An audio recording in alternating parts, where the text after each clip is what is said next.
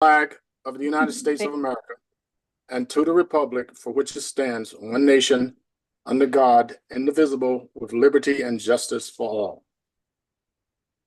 Every one of us. Thank you, Dr. Joyner. And we'll move on to our first item, which is the public participation. Madam Dr. Chair, Finley and Dr. Joyner. Madam Chair, Dr. may I have a Joyner? point of personal privilege before that or Of after? course. Okay, so now or after You can go before.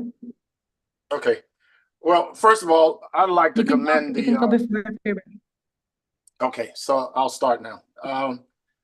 I'd like to commend the board for, we're past a quarter of the year, of the new year. And we've had, in my opinion, pretty efficient meetings. And there's an air of respect between us as we deliberate on, in many cases, contentious issues.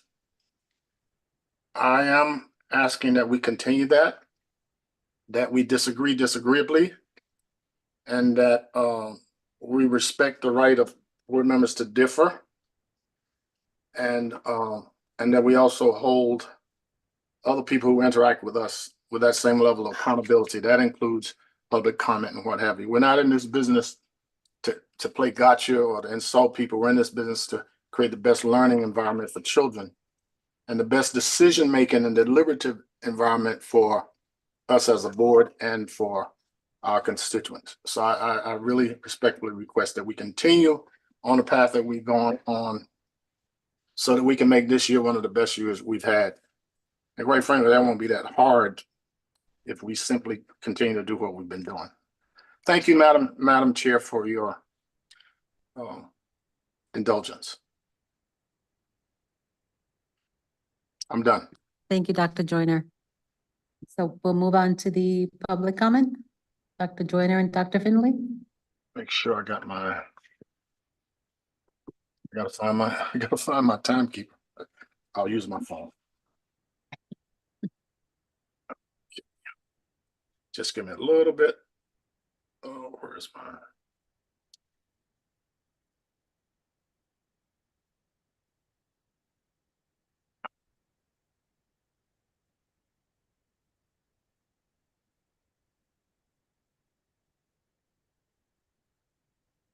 Okay. All right, we can start. Madam Chair, we can first. I think there's a delay somehow. Thank you, Dr. Joyner. Dr. Finley. All right, our first public comment, Karima Weber. Okay, you may start.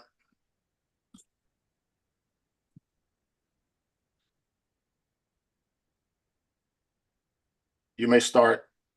There's a button on the right. You can press it till the light turns green.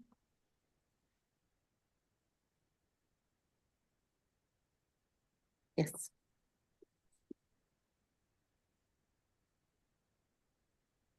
Speaking button on the right, and the light will turn green. Okay, wait, I'm gonna have to reset the clock. So when I say start, please be ready to start.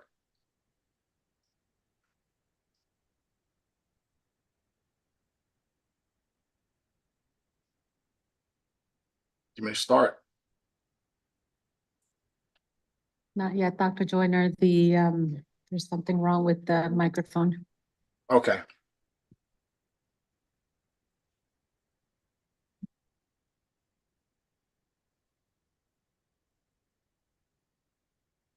Same thing. Good evening.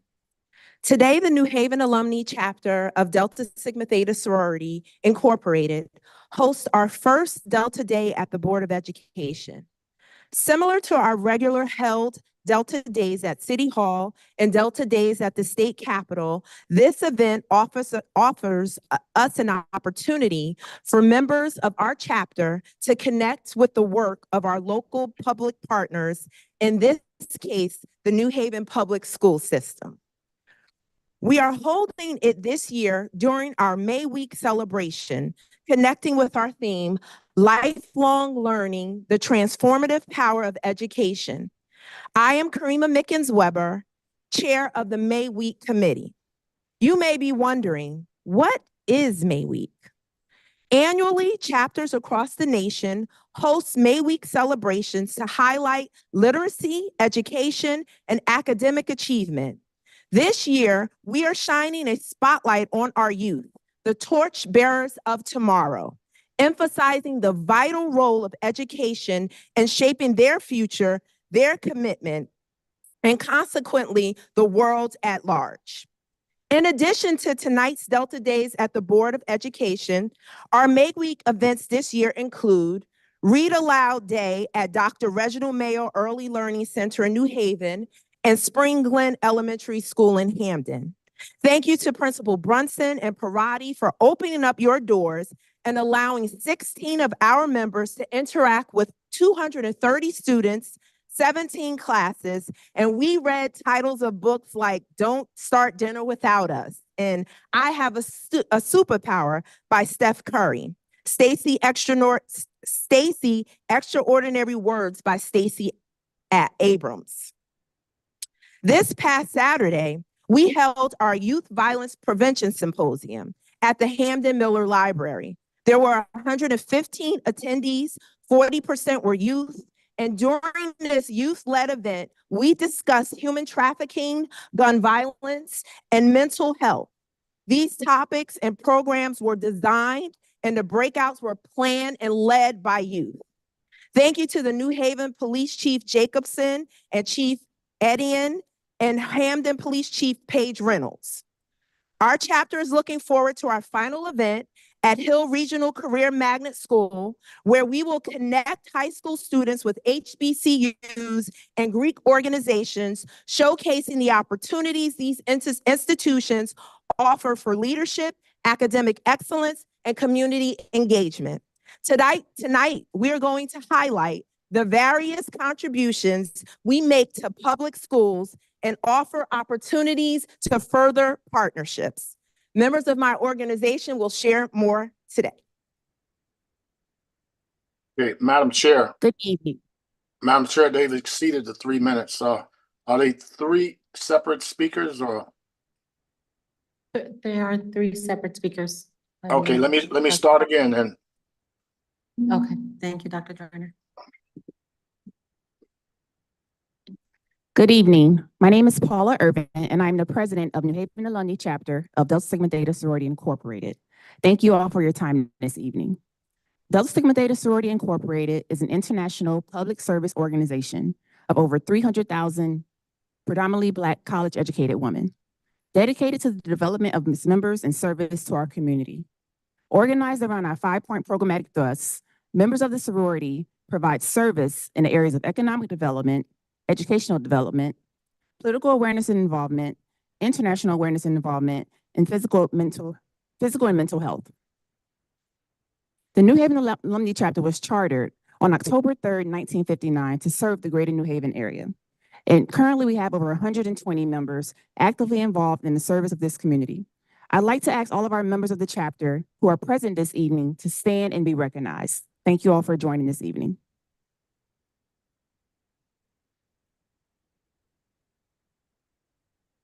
Thank you. Our commitment to public service in the community runs deep and is impactful, ranging from our longstanding partnership with Habitat for Humanity, addressing housing insecurity and economic progress, and our annual free market that's providing free resources to thousands of people in our community, which will be held on Saturday, June 8th this year. We are committed to strengthening the greater New Haven area through impactful programs aligned with our programmatic thrusts. To learn more about our chapter, please visit our website, www.nhacdst.org. But to speak specifically about our programming that aligns with our thrusts of educational development, I'd like to bring up our first Vice President, Katrina Rice. Thank you again for your time this evening. Thank you. Good evening. As noted, I'm Katrina Rice. I'm the first Vice President in the New Haven Alumni Chapter. Within my role, my responsibilities center around the development and execution of public service programs. Today, I'd like to speak to you regarding the educational development initiatives we offer across the district. The partnership between our chapter and the district has been enduring and impactful. With many of our chapter members deeply embedded within the educational framework of the district, we're able to extend our reach to hundreds of district students through programs like our Delta Academy and GYMS. Moreover, our chapter has contributed significantly, awarding scholarships to many of your graduating seniors and actively volunteering inside and outside the classrooms.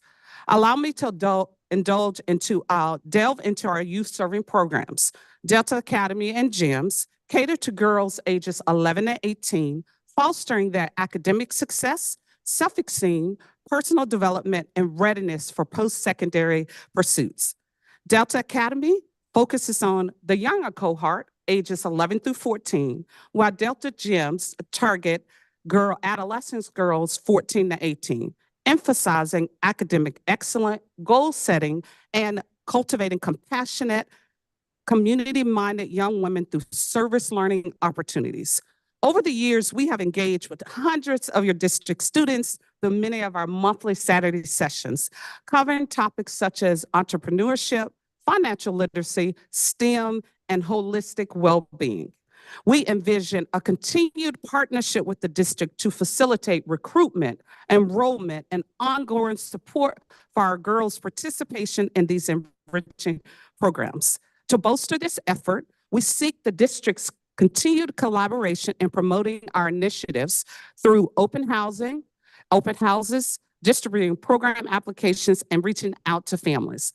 Furthermore, in line with our commitment to post-secondary success, we're eager to expand our partnership with the district by allowing your students shadowing opportunities, providing insights into the various fields and professions we represent in our chapter.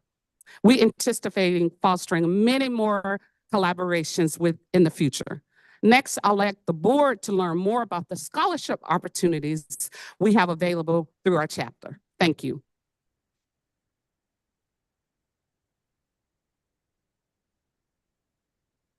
Good evening. I am Lisa Crutchfield Diggs, and I serve as the Scholarship Chair for New Haven Alumni Chapter. Since our inception, the New Haven Alumni Chapter has awarded over $400,000 in scholarships and awards to young people in this community. I want to thank the counselors who help us every year in the high schools by connecting us with deserving young people for our scholarship opportunities. Successful applicants demonstrate academic success and community service. We have been providing scholarships to graduating students from New Haven Public Schools since 1960. Each year, it is so rewarding to review the applicants and see the amazing accomplishments of the students in this city. This year, we are proud to announce the following recipients. And I would ask that they would just come forward to get their certificate. Jada Lowry, who is graduating from Hopkins by way of Morrill Sheridan and planning to attend Spelman College. Jaden Solis, who's graduating from Metropolitan Business Academy and is hoping to attend Morehouse University. And then I want to recognize the counselor from New Haven Academy because our next three recipients are all from that school. Cynthia Ortiz, I'm not sure if she's here today, but I do want to recognize her because she provided us with 3 students from New Haven Academy. I think that's a first that we've had 3 from the same school in recent years. But the first student, Sierra Mabry from New Haven Academy, who's planning to attend Hampton University. Ayana Salahuddin, who will be attending Yale University. And Jonas Ward, which I'm not sure, yep, I didn't see you when you checked in. Thank you and congratulations.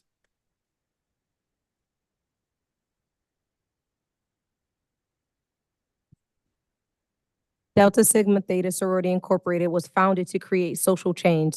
As such, everything that we do involves a component of social action. And so, as the final speaker this evening, I am Alexandria Lawrence, the Social Action Chair of the New Haven Alumni Chapter of Delta Sigma Theta, and proud to speak on this evening about our social action efforts around youth and education.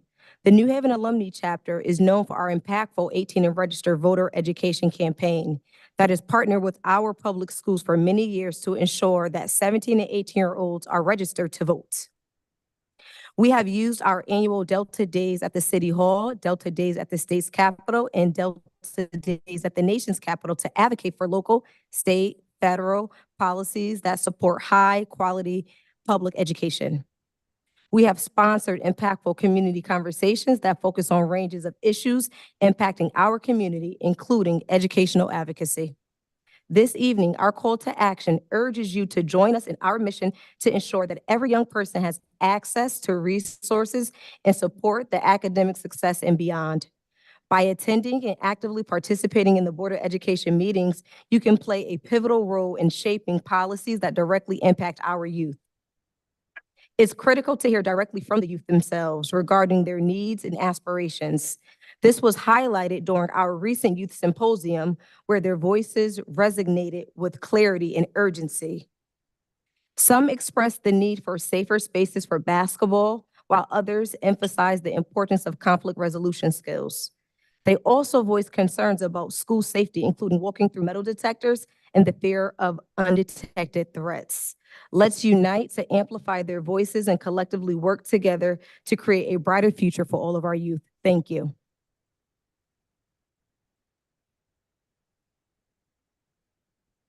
Madam Chair, if I have a point of privilege, would you all like to take a picture with us, please, and the students from receiving their awards?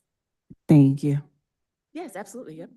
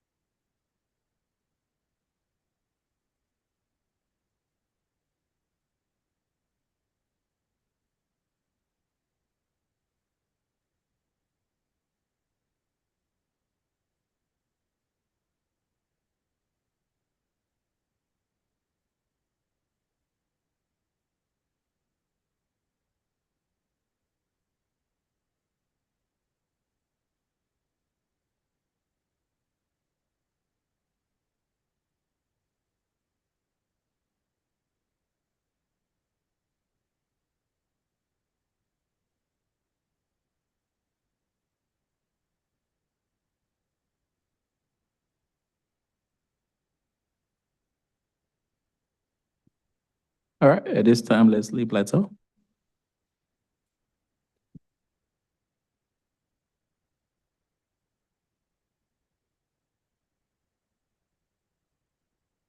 Good evening. My name is Leslie Blateau.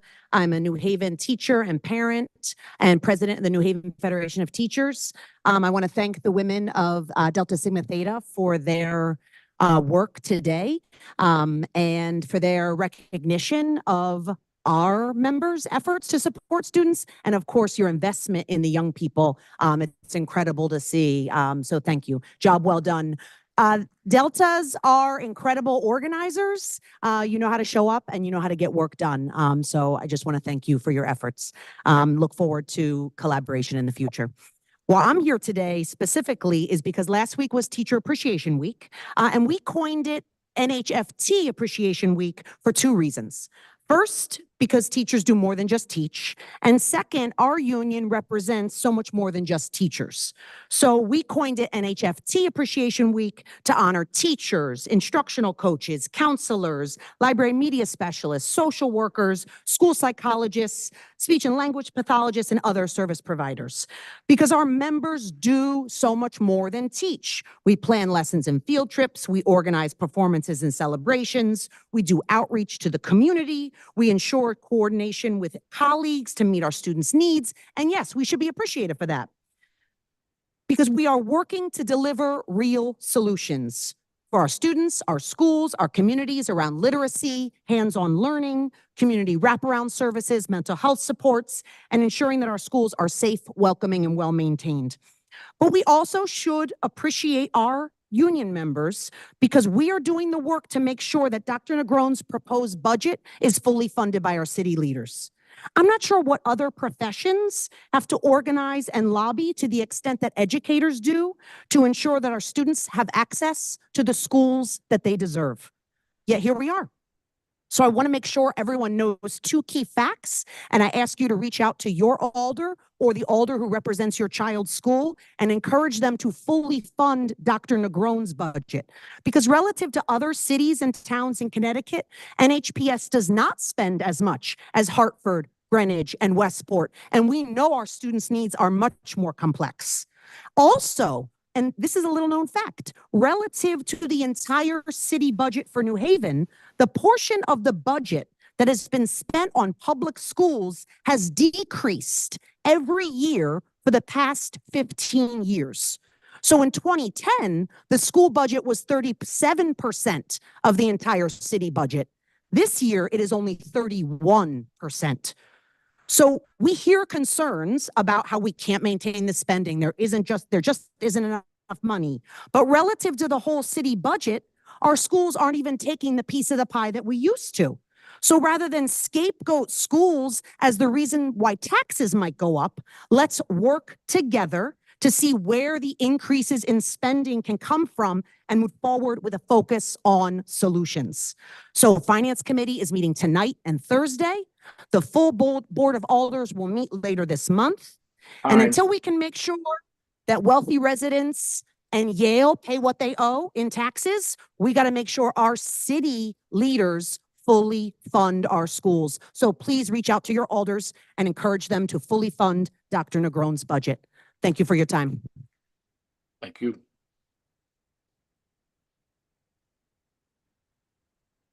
Dr. Finley, I'd like to take a point of privilege. I think my first in almost 5 years on the board.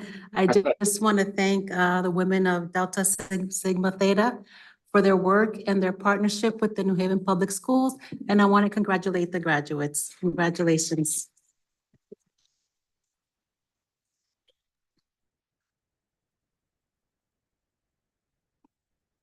All right, at this time, we're gonna have New Haven Leon, SCP. I'm gonna.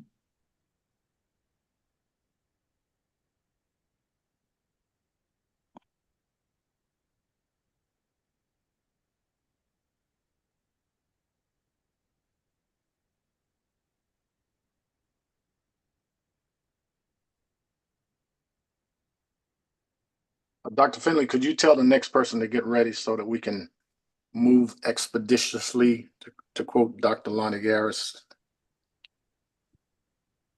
Yes, we have our next speaker ready. Please state your name. This is Chris Schweitzer with New Haven New Haven Climate Movement at 361 Elm Street. While there seems to be an increasing amount of action on the climate emergency in New Haven, we aren't seeing a level of action that will significantly reduce the dangers we face. We face a truly unprecedented crisis, and here's a few of the recent climate headlines. Headline 1, record-breaking increase in CO2 levels in world's atmosphere.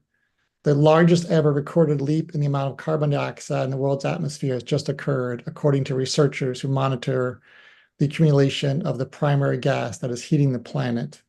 The global average concentration of carbon dioxide in March this year was 4.7 parts per million, higher than it was in March last year, which is a record-breaking increase in CO2 levels over a 12-month period.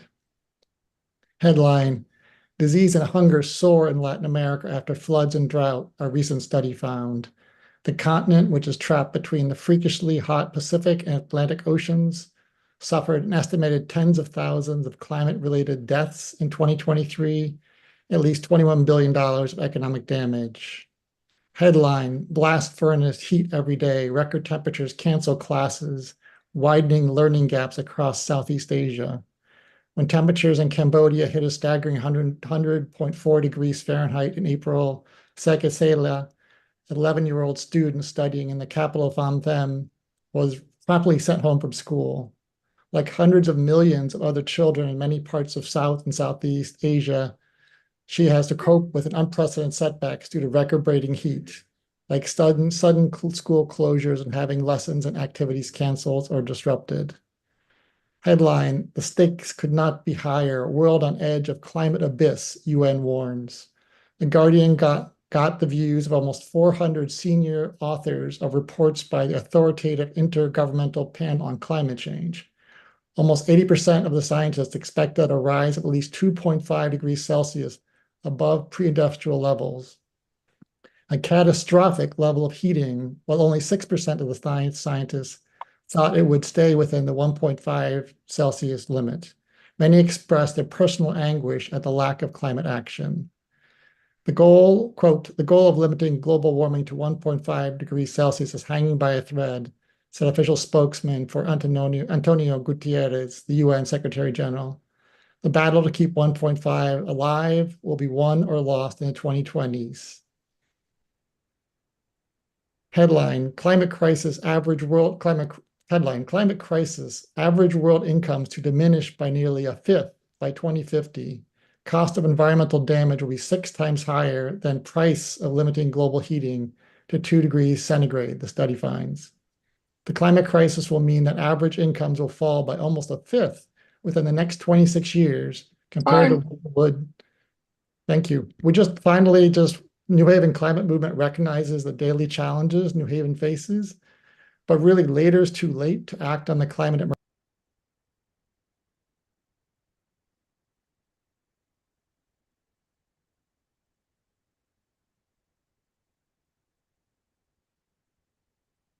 Our next person is Rosie H. Dr. Finley, we need a last name for the public record.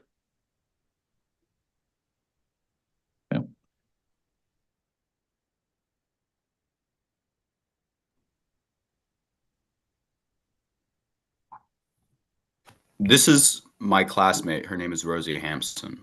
She goes to my school. Thank you.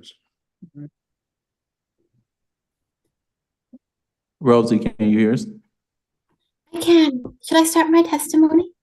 Yes. Okay, thank you. Good evening. My name is Rosie Hampson. I'm a senior at Cross. I'm also a member of the New Haven Climate Movement. And I'm here along with several other Climate Education Committee members tonight to speak about the progress that has been made on the Climate Emergency Resolution since last May. But firstly, I would like to thank all the board members who've taken the time to meet with us recently. So thank you to Mr. Wilcox, Mr. Lamb, Dr. Finley, and Superintendent Negron. We really appreciate having the chance to speak with you and for the updates you've provided us on the Climate Emergency Resolution. Secondly, I would like to recognize the progress which has been made in the resolution this school year. The Board of Ed has applied for a grant for 25 electric buses, included a requirement in the contract for full electrification by 2030. Energy retrofits have been taking place at school buildings with planned solar installations at 2 schools this summer. A composting pilot has begun at 4 schools, and recycling materials are being provided. And a request for a grant writer for climate initiatives has been made. I thank the Board of Education for taking these steps and following through with your commitments. But I would also like to remind the board of how much still needs to be accomplished.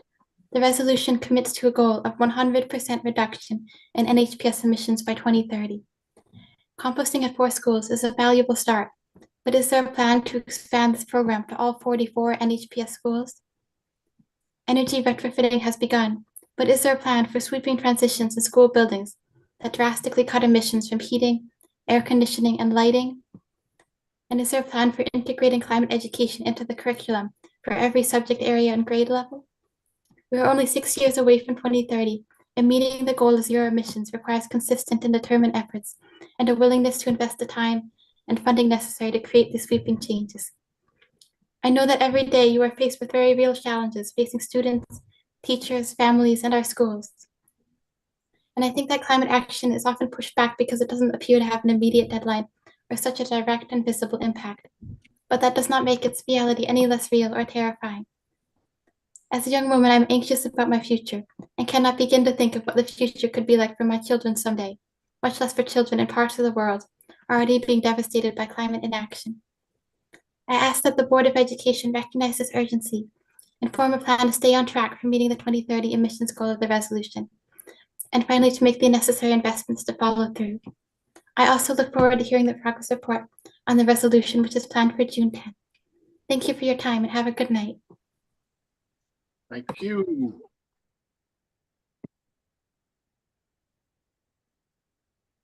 All right, next, we're gonna have Young and Kim. Hi, can you hear me? Yes, you may begin. Yes. Good evening, board members. My name is Young and Kim, and I'm a member of the New Haven Climate Movement and a proud 2023 graduate of Wilbur Cross High School. And today I'm testifying in order to urge the board members to give a comprehensive progress report on the climate emergency resolution on June 10th. Firstly, I'd like to thank the board members for the progress they've made on climate mitigation projects, such as applying for grants for electric school buses and allocating funds towards school electrification projects. However, I believe that it is important for the youth of New Haven Public Schools, as well as the Greater New Haven community, to know about the progress that has been made on climate projects by the Board of Education. So I urge the board to put together a report for the students and community members, and I look forward to hearing about all the progress that has been made on June 10th. Thank you.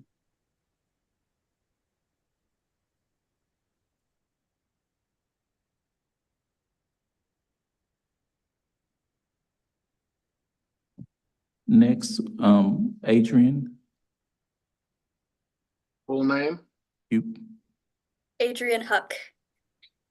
Thank sorry. you. You may start.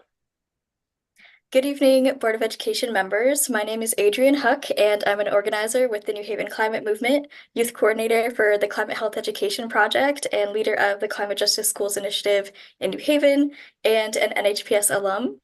First, I'd like to thank Mr. Wilcox, Mr. Lamb, Dr. Finley, and Superintendent Negron for meeting with us recently, and also for the various efforts by the Board of Education to move the needle on climate action on this district, such as applying for the electric school bus grant, and hopefully planning to hire a grant writer in this upcoming fiscal year's budget. Since yesterday was Mother's Day, I would like to speak on how climate changes affects disproportionately harm women around the world. Women make up the majority of the 1 billion people who live in the most dire conditions of poverty around the world, which are also the places where drought and food shortage are most likely to hit. 80% of the people displaced by climate change are women. As the primary caretakers of their families and communities, women are more likely to have the responsibility of securing food and water. Climate change threatens water supply and will cause more natural disasters, thus leaving women with an even bigger challenge of keeping themselves and their families alive. Women suffer more frequently from asthma and higher rates of illnesses such as heart and lung disease from the burning of fossil fuels. They also face reproductive impacts, such as how in rural Colorado, mothers living in areas with intense natural gas development were 30% more likely to have children born with cardiac defects. Burning fossil fuels releases dangerous pollutants into the air, which can cause more asthma, higher rates of illnesses as well, and women feel these issues more frequently. Adolescent girls are at higher risk for these diseases, and also dementia, heart attacks, heart disease, and lung cancer in older women. I hope that this information helps underline the urgency that we face in addressing climate change and the responsibility of school systems in taking action, given your work with children and families every day.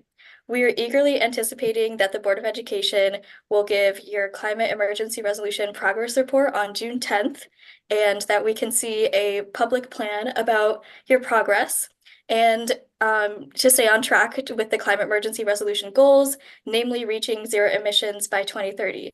Thank you for your time. All right, next we have Alea. Last name? Hello, my name is Alaya Aquino, and I am a junior at Cooperative Arts and Humanities High School in New Haven. I want to thank Mr. Wilcox, Mr. Lamb, and Superintendent Negron for acknowledging our pleas and for all the work the Board of Ed has done around climate change. I'm here to help you guys understand the true dangers of climate change, more specifically on women's reproductive systems. Chemicals can disrupt our endocrine systems. Chemicals such as flame retardants, pesticides, fossil fuels, which are all man-made and released into the environment. And these climate change affects have affected me as a woman and allowed me to recognize if I even want to bring children into a dying world and how selfish it would be to affect their future and having to deal with this world. And it's very unfortunate to have to think about that at such a young age. And I hope you continue to work on your climate emergency resolution plan so this problem can be fixed by 2030. Thank you.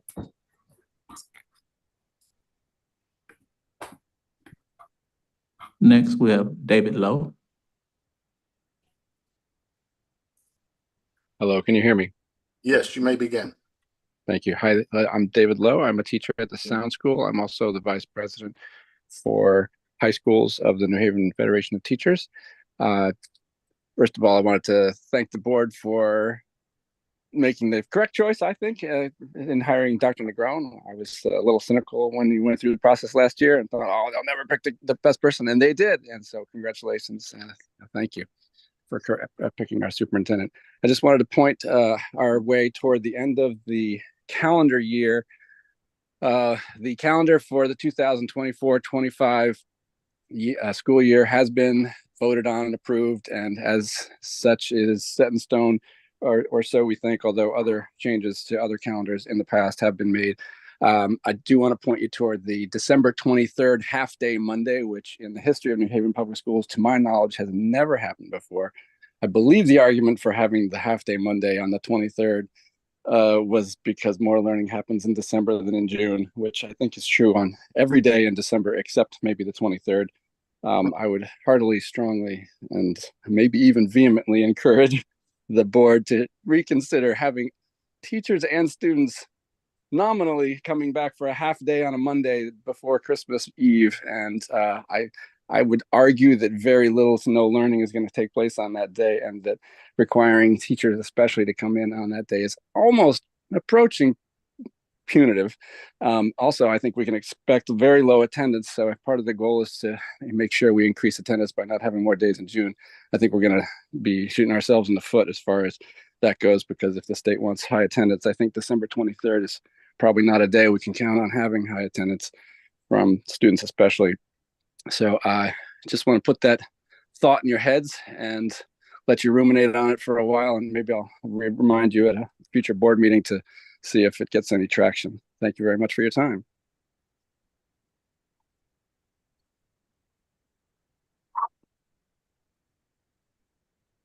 Dr. Joyner, there are no more hands raised. All right. Thank you very much to the participants for honoring the norms of the group. I really appreciate it. A lot of great information was given to us by all parties concerned. Thank you very much. Thank you, Dr. Finley and Dr. Joyner. We'll move on to the next item, which is the approval of the board meeting minutes of our April 22nd meeting. Is there a motion to approve? Mr. Wilcox? Yes, I move we approve those meeting minutes. For a second? Thank you, Ms. Downer. Any discussion? Seeing none, we'll vote to approve the board meeting minutes of April 22nd.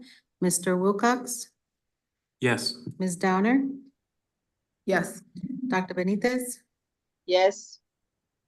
Dr. Joyner? Yes. Dr. Yarborough? My elevator's still not on? Yes. Mr. Musser? Yes. And I'm a yes as well, and so that item passes. And the next item, the personnel report, Dr. Negron. Thank you, Madam Chair. This personal report before you, I want to highlight some of our retirements. I would like to recognize Patricia Abdur Rahman, a math instructional coach at Lincoln Bassett School, who will retire on June 30th. She has served 25 years with the New Haven Public Schools, supporting our students, families, and the entire NHPS community. Another retiree is Robert Festo, a physical education teacher at LW Beecher Magnet School, who will also be retiring on June 30th. He has served for 15 years. Also retiring on June 30th, we have Doreen Flynn, a special education teacher at Worthington Hooker School with 34 years of service to the NHPS students, families, and community. And last but not least, Armundas Sakarouskas, a TESOL teacher at Fairhaven School, also retiring at the end of June 30th. He has served for 23 years to our district and NHPS community. In this packet, you will also see my recommendation for our next supervisor of performing arts. To remind you, back in December, Ellen Mouse put in for her retirement now in June. And our staff went through the process of vetting all applicants. There were a total of 10 applicants, 5 internal candidates, 5 external candidates. 4 moved forward to the second round of interviews, 2 internals and 2 externals. And today before you, I am presenting my recommendation again for Supervisor of Performance Arts, and that is Holly Maxson. Holly stands as a beacon of excellence in education, embodying impeccable instructional design, delivery, and boundless patience. With a steadfast commitment to urban public school education, she has devoted her career to uplifting students and fostering their artistic potential. Collaborating seamlessly with stakeholders and community leaders, Holly champions the integration of fine arts into our educational landscape. Her vision for fine arts education is rooted in progressivism, embracing the notion that each student is a unique individual capable of exploration, experimentation, and problem solving. Through immersed hands-on curriculum and top-tier instruction, she empowers students to engage deeply with their creative instincts. Additionally, Holly actively contributes to various organizations, including the NHPS Equity, Diversity, and Inclusion Teams, the Connecticut Association of Latino Administrators and Superintendents, the Governor's Council of Women and Girls STEAM Initiative Subcommittee, and the Connecticut Arts Administrators Association, bringing a wealth of experience from her tenure as a fine arts supervisor in Waterbury Public Schools. Holly has served as a teacher, administrator, coordinator, and performing artist. Her accomplishments span overseeing curriculum and instruction across all grade levels, orchestrating district-wide fine arts events, spearheading summer arts programs, and nurturing student enrichment through collaborative projects with community partners. Her multifaceted expertise includes roles as a digital music teacher, visual arts teacher, general music teacher, orchestra director, musical theater director, and professional flutist. She is well versed in this field. Holly holds degrees from the University of Bridgeport, East Carolina University, and the Governor's School for the Arts. Determined to expand access to fine arts education, Holly aims to develop a comprehensive mission for the program while raising the standards of performance, creation, response, and connection. She remains committed to aligning these efforts with the Connecticut Common Core of State Standards, emphasizing the development of crucial literacy skills. Looking ahead, Holly envisions a vibrant partnership with community stakeholders, leveraging the rich cultural tapestry and diversity of New Haven to enrich the fine arts experience for all students. So I hereby recommend that you approve Holly Maxson as our next supervisor of performing arts. Thank you, Dr. Navarro. Mr. Wilcox? Yes, I move that we approve the action items of the superintendent's personnel report. Is there a second? Second. Thank you. Thank you, Mr. Wilcox. Ms. Downer beat you to the punch. Dr. Joyner. Good. Any discussion? Uh, Seeing none, we'll go through. Real quick. Okay. Dr. Negron, let me congratulate you on that choice. Person has a range of skills that sort of match the needs of the department. It's not just music, it's performing arts in a lot of areas. And having a presence in Waterbury, I'm aware of the work that she's done, and I'm sure that Dr. White is as well. So thank you very much for selecting a 5-star draft choice at this particular time. Thank you, Dr. Joyner. Any further discussion? Seeing none, we'll vote to approve the action items of the personnel report. Mr. Wilcox? Yes. Ms. Downer? Yes. Dr. Yarborough? Yes. Dr. Yes. Joyner? Dr. Benitez? Yes. Mr. Musser? Yes. And I am a yes as well. That item passes. Madam Chair, is it possible to invite Ms. Maxon to come up and say a few words? Absolutely.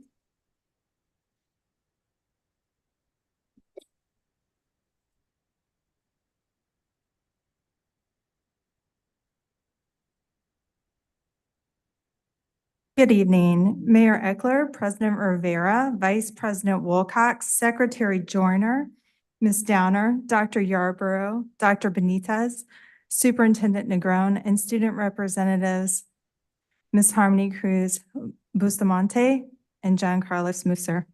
I stand before you today with a heart full of gratitude for the opportunity to join your esteemed administrative team as Supervisor of Fine Arts for New Haven Public Schools.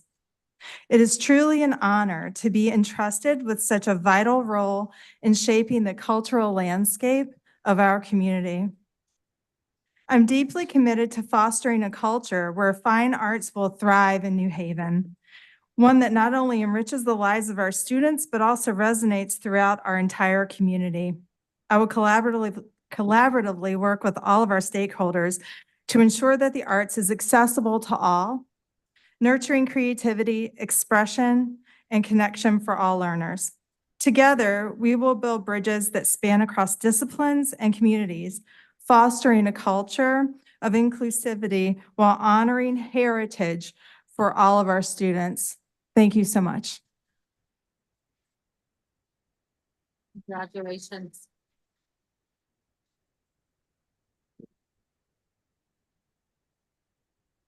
Okay. And the next item is the adult education PEP grant application. Who's going to discuss that one? I would like to invite Principal Bonora to come up.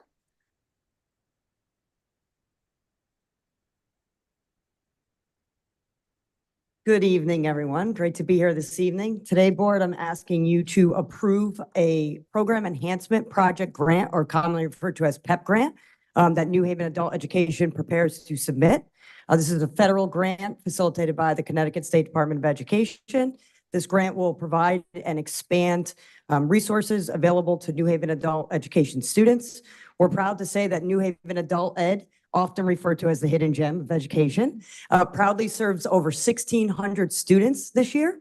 And these funds help support specific projects that are involved in post-secondary opportunities, credentialing experiences, and increase accessibility to all of our adult ed students across our city.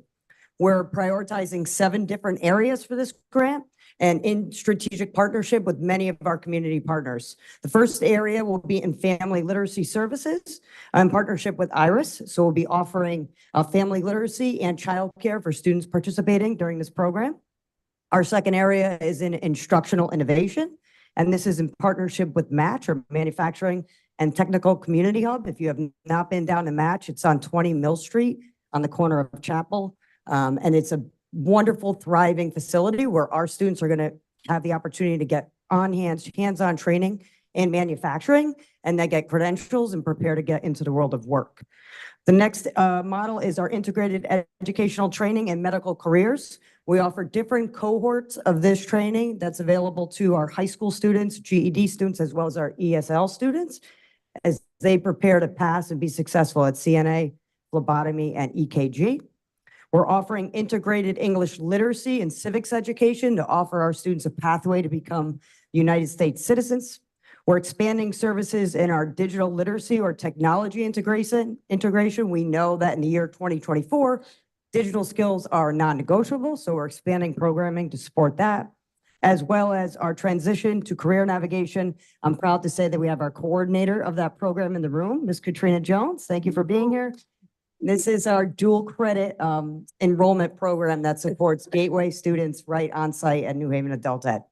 The grant in total is $310,000 per year. It's a 4-year grant, so if we do it right in year 1, we should continue to receive those funds for the next 4, totaling over $1.2 million. I'm here to answer any questions and hopefully get your approval to apply. Is there a motion to approve? Madam Chair, Dr. Joyner? motion to approve the application of the grant as specified in the request from Principal Bonaro. Second. Thank you, Dr. Thank you, Dr. Benitez. Any discussion? Seeing none, we'll vote to approve the adult education PEP grant application. Dr. Joyner, Yes.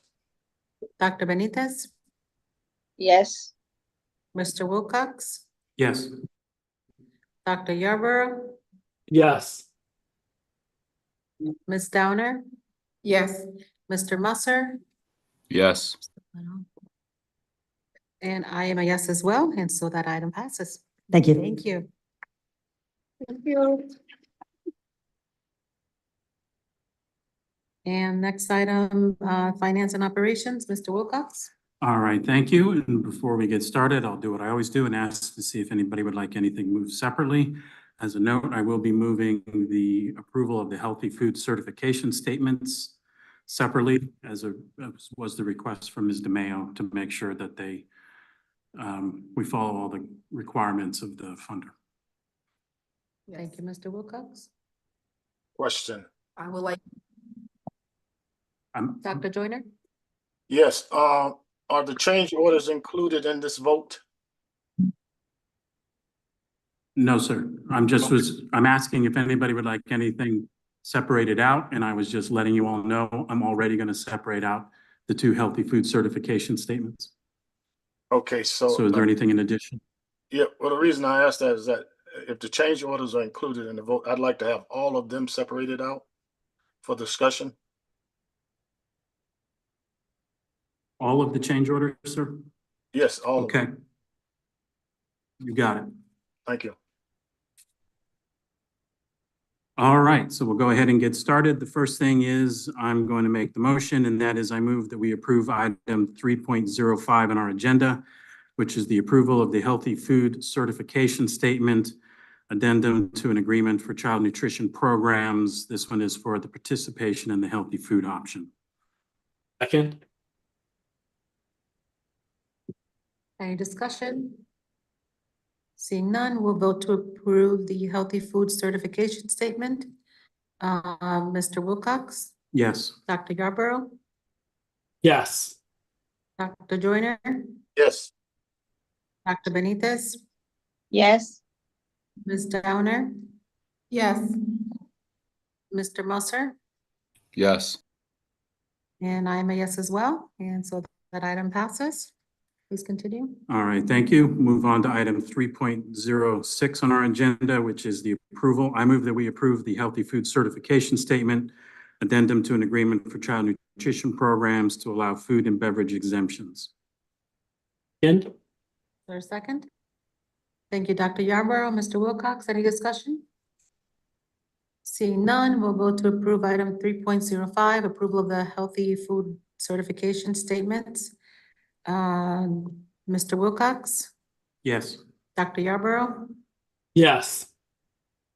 Dr. Benitez, Yes. Ms. Downer, Yes. Dr. Joyner, Yes. Mr. Musser, Yes. and I am a yes as well, and that item passes. Mr. Wilcox. All right, thank you. So I will go ahead and I'll make a large motion. This will not include any of the change orders. But I move that we approve the 3 abstracts, 5 agreements, 6 amendments, 4 purchase orders, and 2 contracts as noted on our agenda and as recommended by the Finance and Operations Committee. Second. Second. Thank you, Dr. Yarborough. Mr. Wilcox, Yes. any discussion? Seeing none, we'll vote to approve the 4 abstracts, 5 agreements, 6 amendments. 1, 2, 3, 4 purchase orders and 2 contracts. Mr. Wilcox? Yes. Dr. Yarborough? Yes. Dr. Joyner? Yes. Dr. Benitez? Yes. Ms. Downer?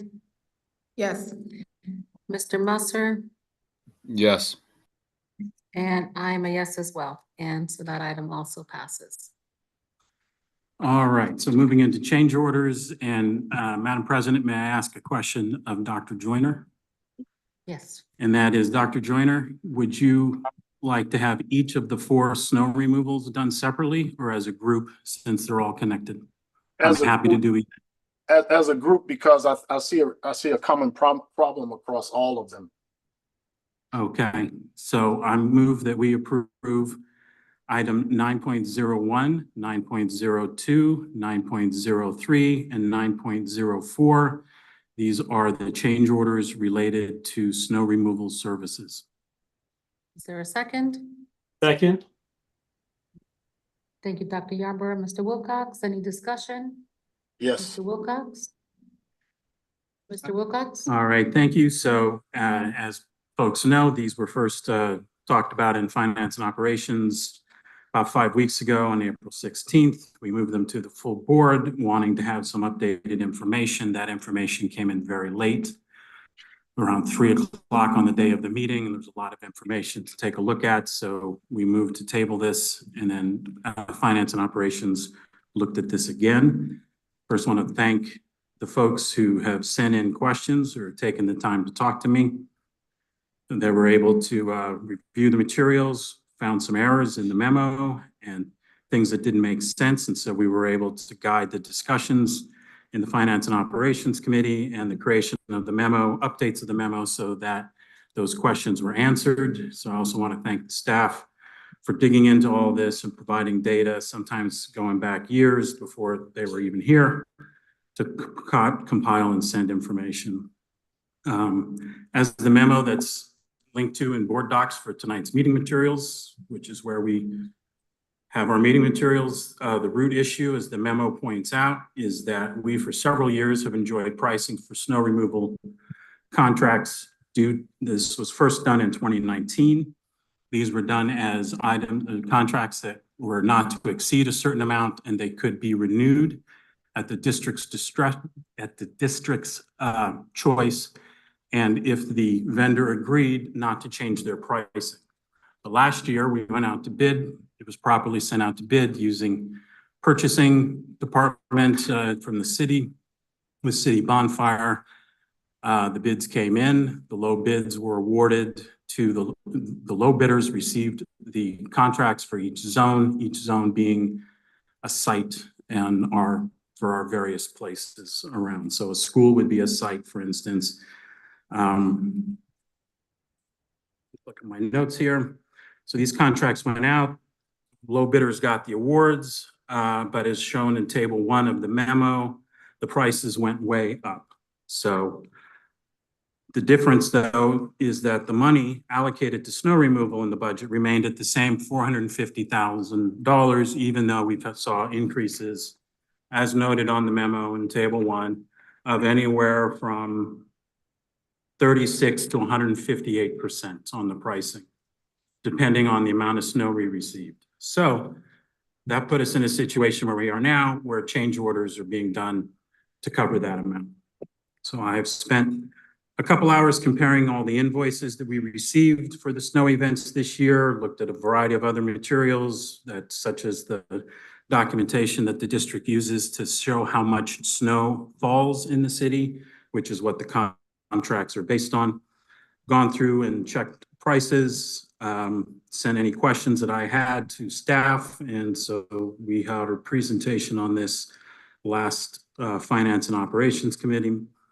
And then the memos were updated to adjust based on this new information that folks had asked for. So I'm in favor of supporting this. Finance and Operations Committee, after looking at this, also, it was a unanimous vote to send it to the board. Those members can obviously speak for themselves, but I am in favor of us supporting this because these vendors did work for us and they need to get paid. So I think it's time for us to move forward. Thank you.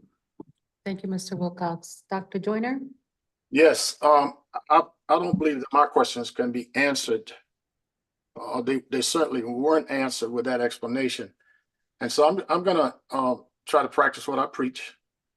This is not directed at any one person. It's really directed at our policy, the way we negotiate contracts, and whether or not we have an early warning system that would let the superintendent know in due time if costs are going to go way up. And in this case, the average increase in the contracts is, if I'm correct, is around 40% plus.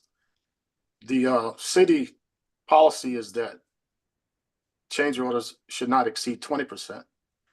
The American Bar Association estimate that they probably shouldn't be more than 5 to 15%.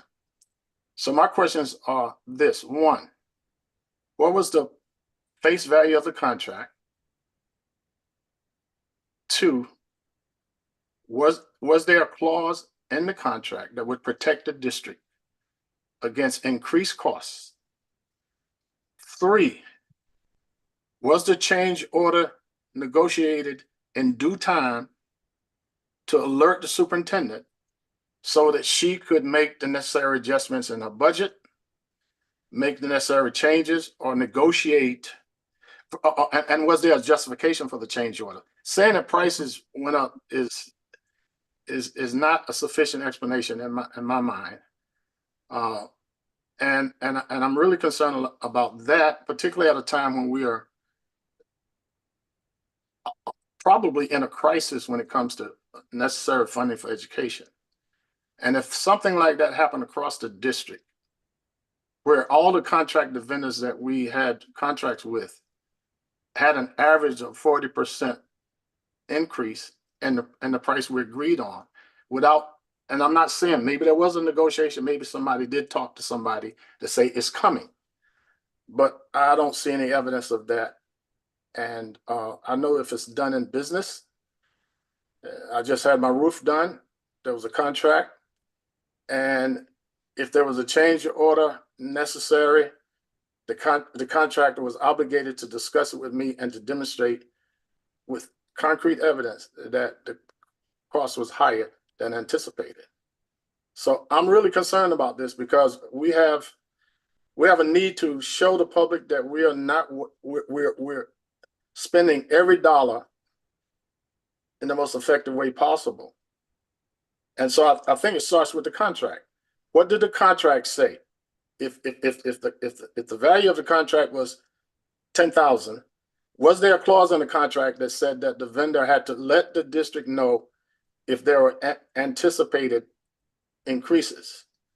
Was the vendor informed of the city policy regarding no more than a 20% increase in contracts, or is that null and void? And if we don't have a clause that would protect us against cost increases like that, then we should do that like yesterday. And was there an early warning system that would let the superintendent know at the end of the first snow removal, when it was determined that the price was going to go up, so that she can make adjustments? And lastly, a contract is a good faith agreement between two parties, binding on both.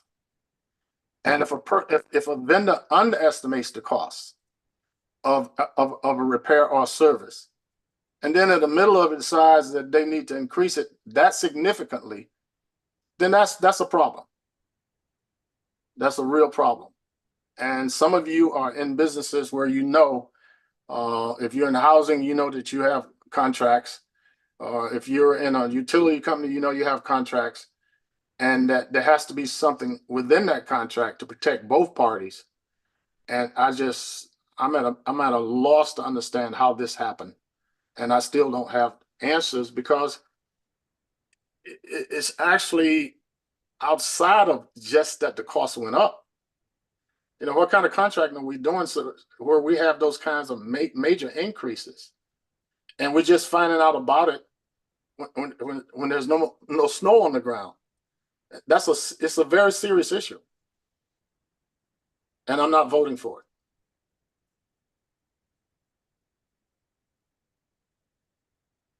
In fact, if I voted for it, I'd be abdicating my responsibility to the people who elected me as a board member, and the responsible stewardship of the district.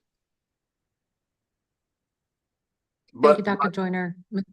I'll just say this, but I will not make a big deal out of it in this meeting, other than the big deal I've already made. Thank you, Dr. Joyner. Ms. Downer? So I first want to say that my obligation is to the citizens of New Haven. When I saw these snow contracts coming through, a lot of things have went through my mind. I'm being painted as a picture of not attending meetings. I'm being painted as a person that don't ask questions.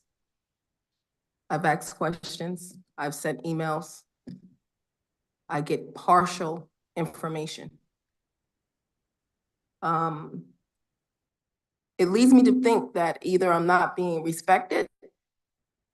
I don't think it's maliciously done, but I answer to the public when I sit here. When I see large contracts coming through like this, they spark my attention because that's what I deal with every day at my day-to-day. I can go up to billions of dollars. But I know for sure when you're used to handling public funds, I know my hair follicle is still at Berkshire Hathaway. I know for sure my credit report was opened and I got Homeland Security to be able to handle large accounts ethically. When it comes to public funds, when we do stuff like this, we take away from the resources, we take away from our salaries, we take away from the books, anything that relates to our children and our community. I am deeply upset to see something like this. Early warnings. I see contracts that's being paid already. I have a lot of questions around who issued the payments to some of these contractors, because I think we have the cart before the horse today. Some of these invoices are already marked paid, but here we are voting on something that has already been paid. I'm also asking, why are we doing that? Are we paying people before? I hear that there's a bidding process, but I hear there's a contractor that was actually 8 years. 8 years. How does that happen? Low bid? 8 years. 8 years in our district. He actually didn't even provide 3 references that was actually required on the RFQ. He said his 8 years was he was doing business with the Board of Education for 8 years. I'm right now looking at a city purchasing agreement that says not to exceed the original values. Then I look at the invoices for 2023, 2024, and the terminology that's being used on these invoices. The question asked, has any part of the change order outside the scope of the original bid documents? If yes, you must elaborate. But it was in particular that all of the vendors for the snow removal contract marked no. But indeed, yes, it is outside. It's especially when you have a city purchase order that says not to exceed. So there was a change in this order. I get it. I hear that, you know, they may have done various jobs outside of here. But last year I noticed too on the invoices that we paid 3 contractors $138,000. To be exact, 784. I think that was the number last year for snow removal. We had an approval of 450. So this year I'm seeing 5 times of that to be able to pay 4 contractors, $649,905. To me, that's gross negligence. Where was the early warning? I see a memo going to Dr. Negron when we've already actually paid. We paid some of these contractors. I'm looking at invoices with paid on the bottom in writing underneath the 2023, 2024 year. Very clear on the city purchasing agreement that was actually, the bid date here was October 8th, 2023. The bid submission was October 19th, 2023. Very clear, not to exceed. For one vendor, not to exceed 229,500. But I also noted on the bid process that it said that no vendor in one fiscal year shall be awarded, no contractor, that's what the word was, no contractor will be awarded $175K in a fiscal year through the bid process. Now you have someone being awarded $229,500. Are we following policy when you see something like this? The other thing I noticed, that the only thing not to exceed was in fact the F&O minutes, was the change orders not to exceed. When in fact, the purchasing agreement, the 2024 fiscal year purchasing agreement, 2023 Con 0575 says not to exceed. I'm just a little concerned that when I look for the itemization of why, that I read on one of the contracts, it says outstanding invoices for instance, Cheapskate, 74,400. So that means that less remaining balances of the contract of 100,000. So if they had a total of 229,900, that means that they were paid. That's exactly what that means. So I don't know how they got their money without coming through this board of an approval. Still trying to figure it out. I've asked questions, never got my answers. I owe it to the public. I've always said you'll never make me think an apple is an orange. I still answer to the public today. The other questions I'm having around, let's see, why the purchase order does not match the city agreement. Isn't that what we're doing? Or we're just, just looking at, let's get it passed on the quickness. This is clearly outside the scope of what was originally approved. And I'm just wondering, was the change orders, was it mistakenly marked wrong? Because there's no elaboration on why we're exceeding the city purchasing agreement.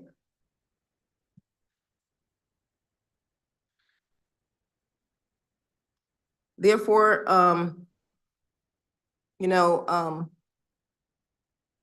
I wouldn't feel right leaving here knowing that this should not be and voting on it. So therefore, for the purchasing orders for these 4,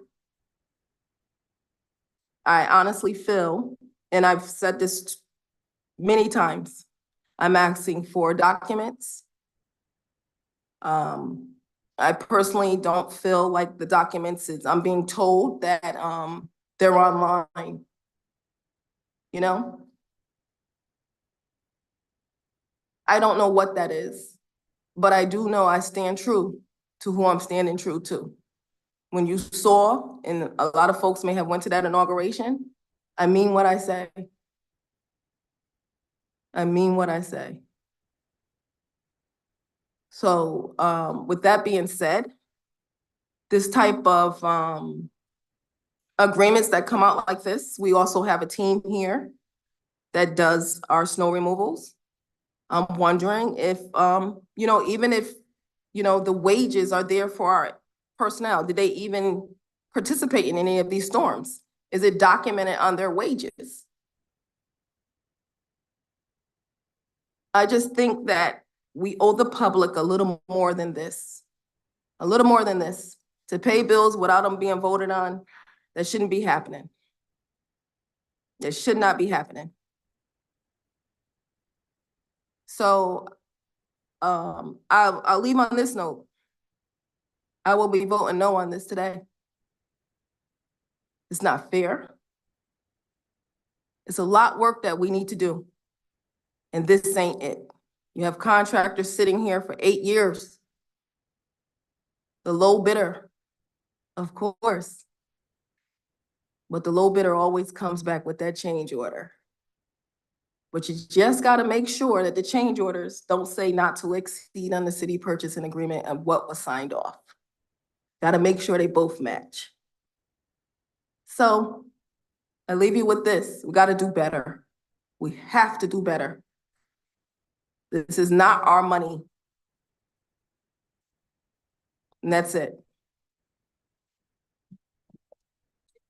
Thank you, Ms. Downer. Mr. Wilcox? Thank you. First off, want to clear up a few things. First off is, you know, I just want to say my obligation is also to the city of New Haven. I took an oath to do this job. I've been doing it for about 5 years now. And I think I've put in a lot of time and I've done a lot of work on this. And that might be why I understand that the process that I'm about to outline is one that I've outlined before, which is the Finance and Operations Committee.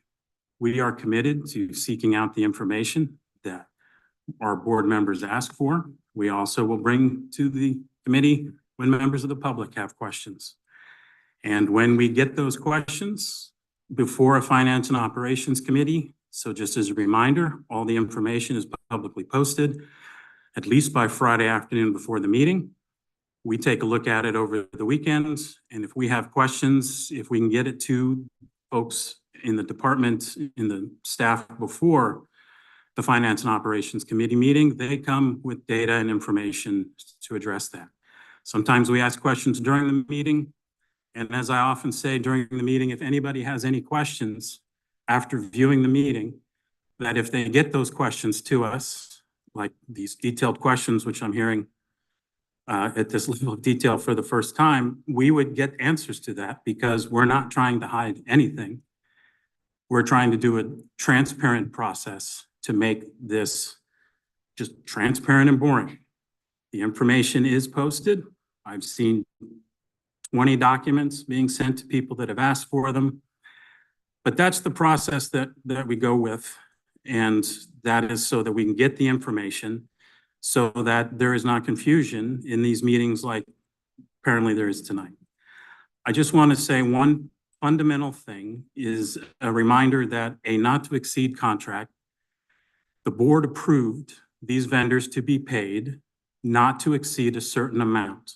So staff has every right and duty to process invoices that are properly done for work that staff asked the vendors to do up into that amount. And if it is going to exceed that amount, they have to come back and ask us and explain why. So if somebody is paying an invoice that the board has approved, I think that's great because the board voted on this and approved it. The work was done by these vendors, not because they decide we want to go make some extra money today. It's because district staff tell them we have a snow event and these sidewalks and parking lots need to be done. So when I've looked at the information and I see the information about the snow events that the district declared based on the weather service data that they are using, I see corresponding invoices where vendors go and do the work that they agreed to do and we agreed for them to do, and they bill us for that amount. As I've explained at the beginning, the problem was when these went out to bid, which anybody can go through the city process to go out to bid. And I think we do need, and we discussed this at our last Finance and Operations Committee meeting, staff are going to be trying to get more people to bid on these when these go back out to bid.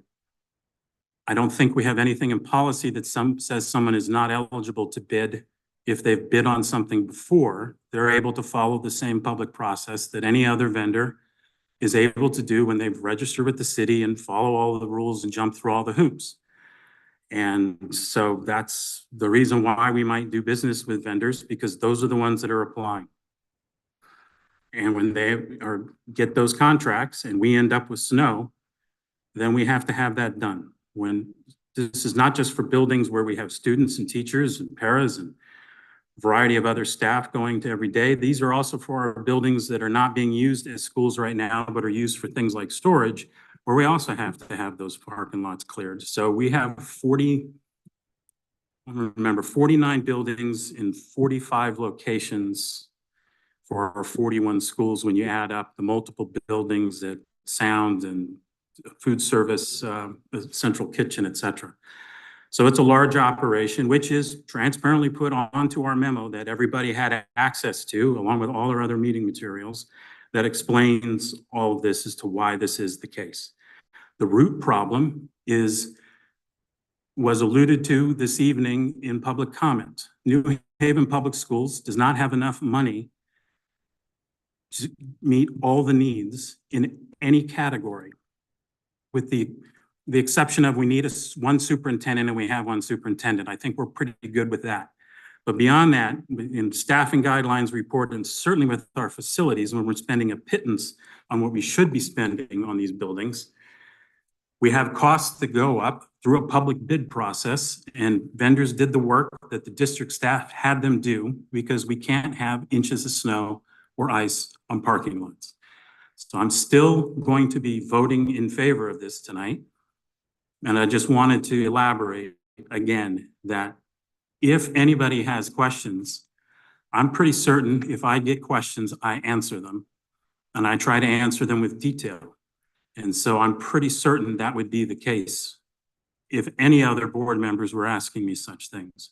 But again, if there are any questions, if we hear about them before Finance and Operations, we will ask them during that meeting. If we hear about them after, we will ask them during this week before meeting materials for this meeting is posted. If we hear about them on a Saturday, staff will try to have information available, sent to us, or have somebody here to testify if need be.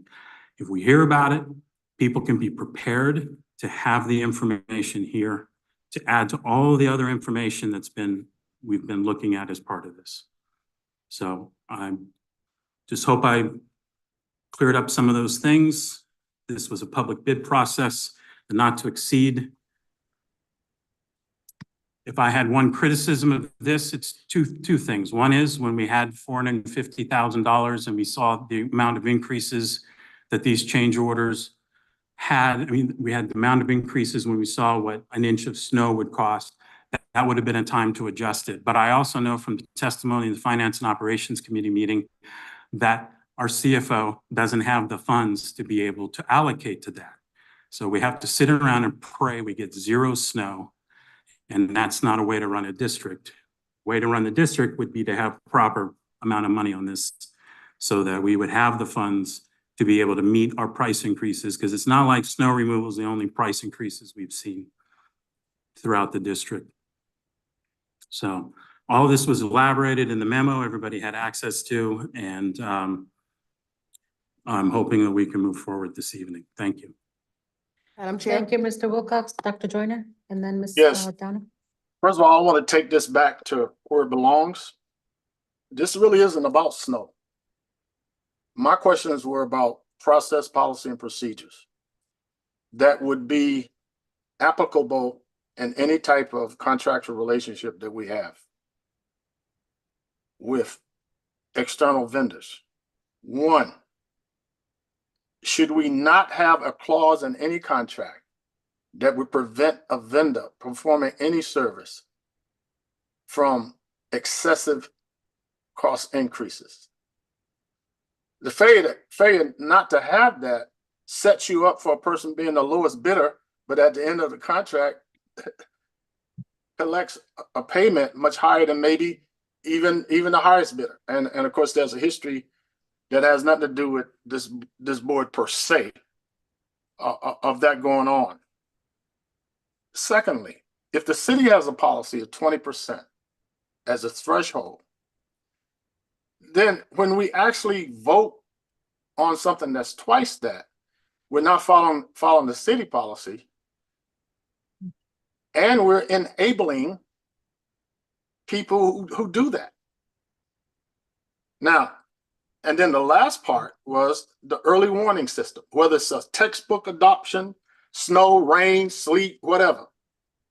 That is it reasonable to believe that the person in charge of the organization should get a timely warning that something like this may even get worse, and that perhaps as far as snow is concerned, since you want to talk about that, that would probably be better done in the beginning of the process rather than in the spring.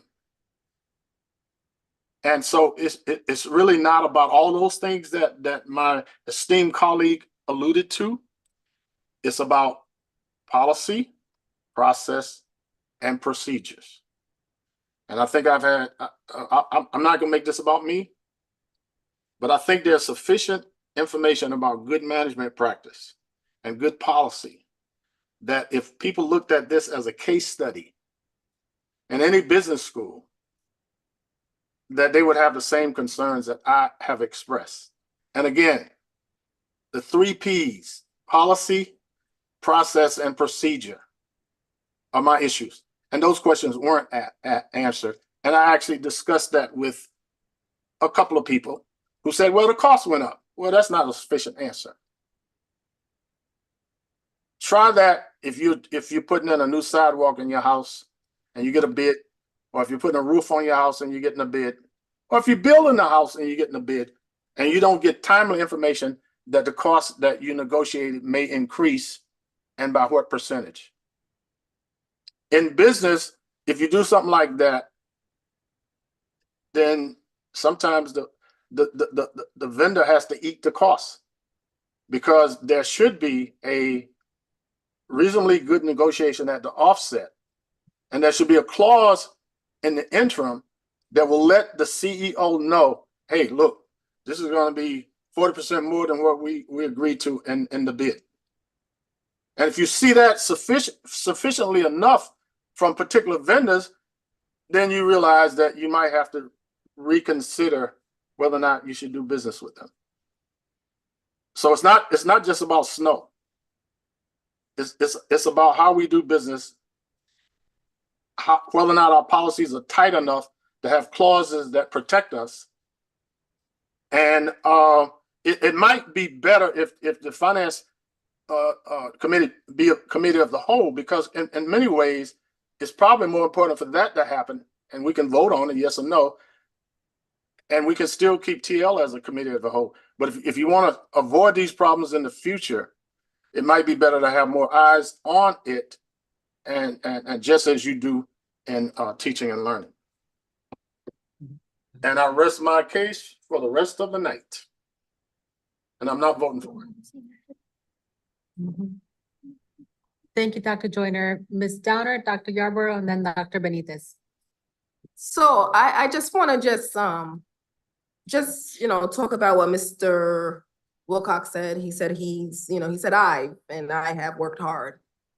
I didn't know he worked for the Board of Education. So I'm still trying to figure that out. But I also know this, that we do have a vendor that's doing snow removal. Unless he's a sole source, why is he still here for 8 years? there is a policy that says that you use a vendor, but they do go back out for bid. Was that even thought of? I'm pretty sure there are more than this same vendor that's been here for 8 years that is not a sole source. The other thing was, and I just want to put this on public record, I started my email chain on 4/19 to Dr. Negron. My questions were to look for the 2019 through 2024 invoices. I wanted to see what was paid to these vendors and who was the vendors. And I wanted to look at the bid process. There was some information that I didn't receive. I didn't receive the 2019, 2020. You know, it's sad that I have to actually, you know, speak to condescending language, because that's not me. To allude that a member don't attend meetings. I'm always on the meetings. I'm in the public. As I was told by one of the other board members, you're not on the finance committee. I wonder why. Why would you not put an engineer on the finance committee that handles public funds? Why would you do that? Why would you not? It's ideal. That was something I was hoping, because then I could utilize my skills at work that I do every day and use them on the board. Why not put an engineer on the finance committee? That's a question that we'll never know. Therefore, I too believe that the finance committee need to be a meeting on the whole. It needs to. You need to have many eyes on that. Because is that what we're really doing here? That's what I'm here for. I'm here for that. So to be condescending, as Mr. Wilcox alluded, that I don't attend meetings, is totally incorrect. I'm on the meetings, I'm sending emails, and I'm not getting my answers. That's why I feel disrespected.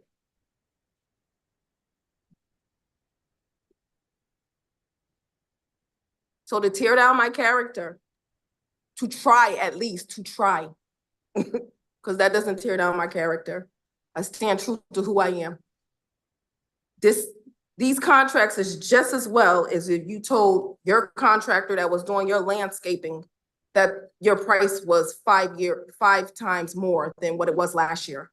I go back to the 2022, 2023 year of what we paid one contractor. He has more than doubled this year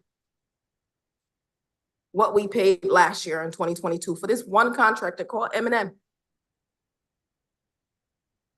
How does that happen? But I think it's the after effect that we're actually voting on something that the vendors already have their money practically. So why vote? Because we were supposed to vote on it before they got their money. But not to exceed is exactly that. I've been asking for a policy in particular. Have not seen that come through. I wonder how many more change orders is coming through while that policy has not been voted on. But I want the public to know, the public that put me in, the public that voted that top line, that Andrea will stay vigilant to stuff like that. Andrea will never change. So I want it on the record today that I stand clear to who I am. And I do it as a team, if it's right. And that's all I gotta say. Thank you, Ms. Downer, Dr. Yarborough, Dr. Benitez, and then Mr. Wilcox. Yes, thank you. Thank you for the conversation as well. Just two thoughts that I wrote down for things that I support. I do support Dr. Joyner, what you spoke about in terms of reviewing the policy, the process, and the procedures, and seeing what clauses we can put in place that protect us. I is wise, and to the degree that we can do that on topics such as these, particularly when we don't control natural events, I think that would be important. So to review that and put that in place and see what legally we can do, that is fine. The second thing that I support is paying the vendors for the work that we ask for them to do, and to pay them in a timely way. We already agreed to pay them a certain amount, and they've been paid that. The district has paid them that, which is good. That's why some of the invoices are paid. And for the amounts for which the district has not agreed, that's what we're here talking about tonight. Because the vendors have done what we asked for them to do, what the district staff has asked for them to do, according to the rate that we agreed to, and they've done the work, I support that we pay them what they are owed. That's something that we do, and I support that. So just those two things that I support. One, paying our vendors, and two, also, Dr. Joyner, what you said about the putting some clauses in place that can protect us, because we put so much stuff out to bid, and the result is the lowest bidder for the qualified work. People just have to be the lowest bidder. So if there are things that we can do to help with that, that would be ideal. So I do support that process and us engaging that. Thank you, Ms. President. Thank you, Dr. Yarborough. Dr. Benitez? Yes, good evening. On this topic, I do support that we look into the policy, the process, and the procedures. Many of these things are not completely in our control, but we do have staff that are paid to look into these things. However, I want to share with you that this year, my bill for snow removal went up way high. I was very upset. But I had to pay it because I had made a verbal agreement with the young man who made that commitment, showed up, cleaned up, and my cars were able to move out of that driveway.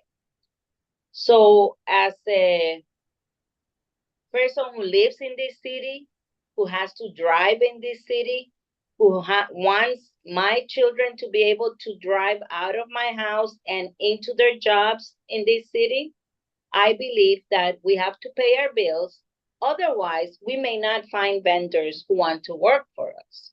Now, that said, I'm going to support paying the bills, but I would like for Dr. Negron and her COO to look into what happens with this and how we can improve it.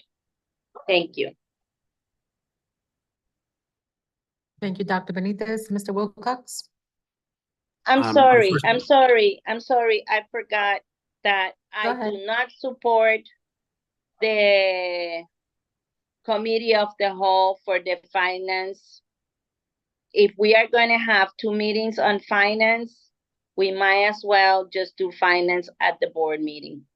I rather we really reconsider that, not to even do it, but that's my very personal opinion. Thank you, Dr. Benitez. Mr. Wilcox? Yes, first I want to start by offering a personal apology to my colleague, Ms. Downer. I don't think that I said you didn't attend meetings, but if I gave that impression, I am truly sorry. I do want to say to everybody here, every time I look to see who is in the audience of a Finance and Operations Committee meeting, I see Ms. Downer's name. She is there. She is viewing those meetings, hearing the information that the committee's hearing us ask the questions, and she is there, and I am not trying to say in any way, and if that gave that impression, I truly apologize. So I'd like to just start with that. And then just as a final thing, I just want to clarify two things. One is, this is indeed exceeds what the city purchasing policy has, where they say things should not exceed 20% change orders. Change orders should not exceed 20% in price. And when they do, you have to go before a change order committee, which is what will happen after this. And the district folks will have to go and present this to the purchasing agent and whoever else is on that committee. It's at least one representative corporation counsel, if I recall. And they will also examine all of this to make sure that it matches up. Our purchasing policy is currently silent. This is the policy that the board passed. I think it was in 2020 or 2021. I think it was 2020. We have been discussing, I was going to talk about it later. We have been discussing, the current draft has language in it that says that when it comes to change orders, we follow the city policies, which will be that if there are cases where it exceeds that, people have to justify it not only to us, like they've been doing, but also to the city. And so we will, the proposed draft that we are looking at has that in there. And then finally, that this is, the change orders are for, I think it's 190, just under $200,000, because $450,000 was already approved and invoices could be paid against that as invoices came in. So I'm sure that staff have a lot of ideas as to how to do this better next year in order to have the early warning systems. As a reminder, the snow events were in January, the bills were coming in at the end of January, February. Maybe we could have had more of a notice in March. We heard about it in April. So that's the nature of some of the, the dates are listed as to when the snow events were. So I'm sure we can do better next year in terms of those. And so that's just wanted to clarify those two things, that the policy that the committee's been working on, I'll talk about more later, but that does have language in there. It's currently silent on it. Thank you. Thank you, Mr. Wilcox. Ms. Downer? I want to publicly say I do accept your apology. But I also want to keep in mind that there were only 8 snow events. So this was not like a blizzard. They had one event that was 8.1. In some areas, it was 8.3. So this was not a big snow event. Thank you, Ms. Downer. Dr. Negron? Thank you, Madam Chair. Just want to make a point of clarification that, again, in the memo that was put together, we highlighted how in the previous contract, we did have fixed pricing that took us from 2019 to 2023. It then went back out to bid. So in going back out to bid, those are the vendors that we have now. That's how we ended up with the increase in pricing, because everybody basically was charging a lot more. So that I just wanted to clarify that it did go out to bid when that contract ended. That was fixed pricing from 2019 to 2023. As it relates to putting things in place, I believe everyone is aware. I'm always a fan of putting structures to get us to be better when we see that we have identified a gap.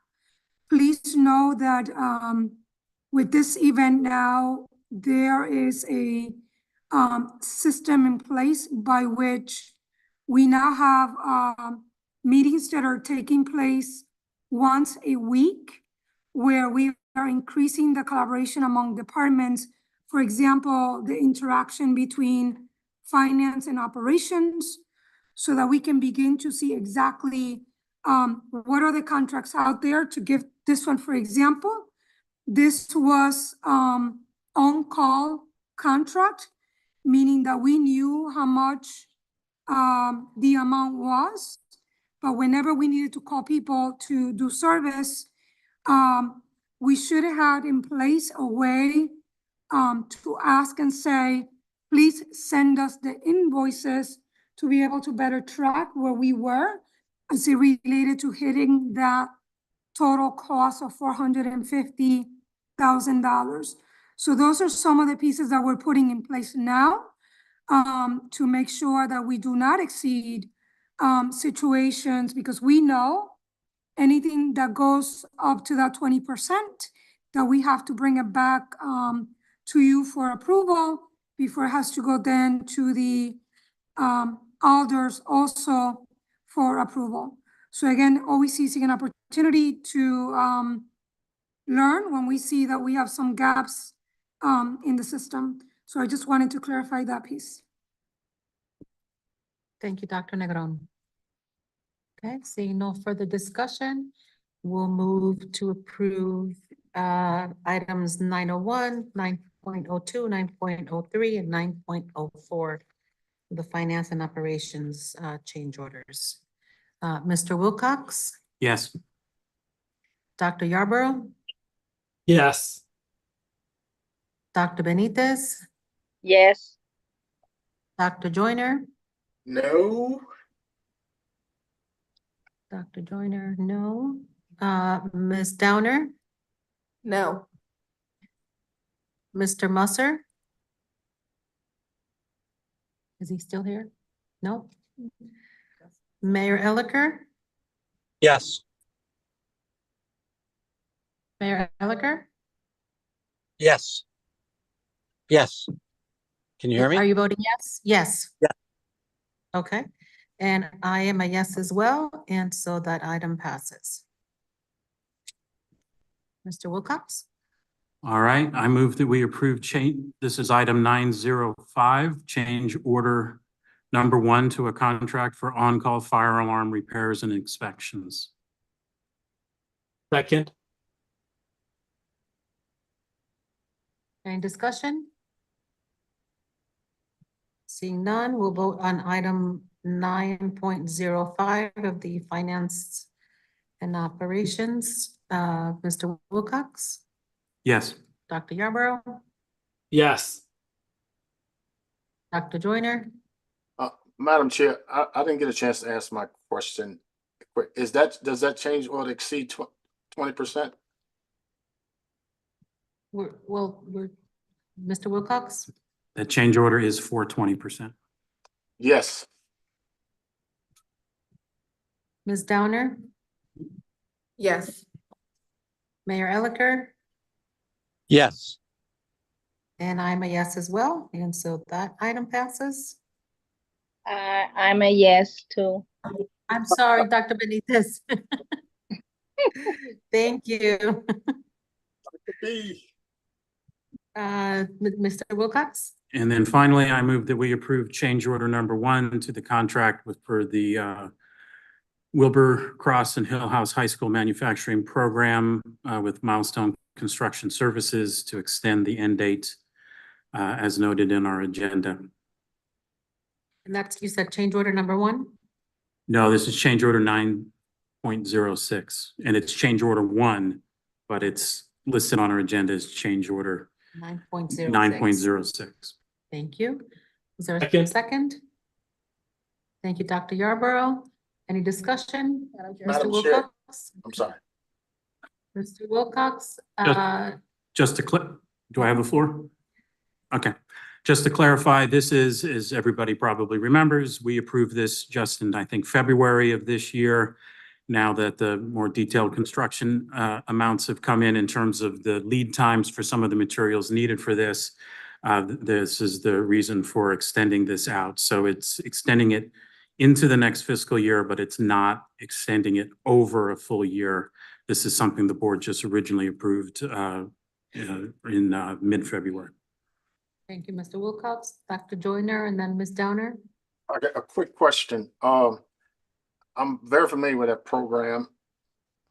What will the kids be able to do over the next school year? Because I think this will be the second year in a row where they didn't have the full equipment they needed in order to teach the class as planned. Is there any sense of how we can mitigate that? Or is it just an unfortunate reality?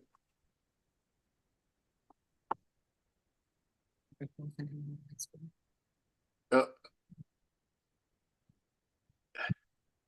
Mr. Wilcox?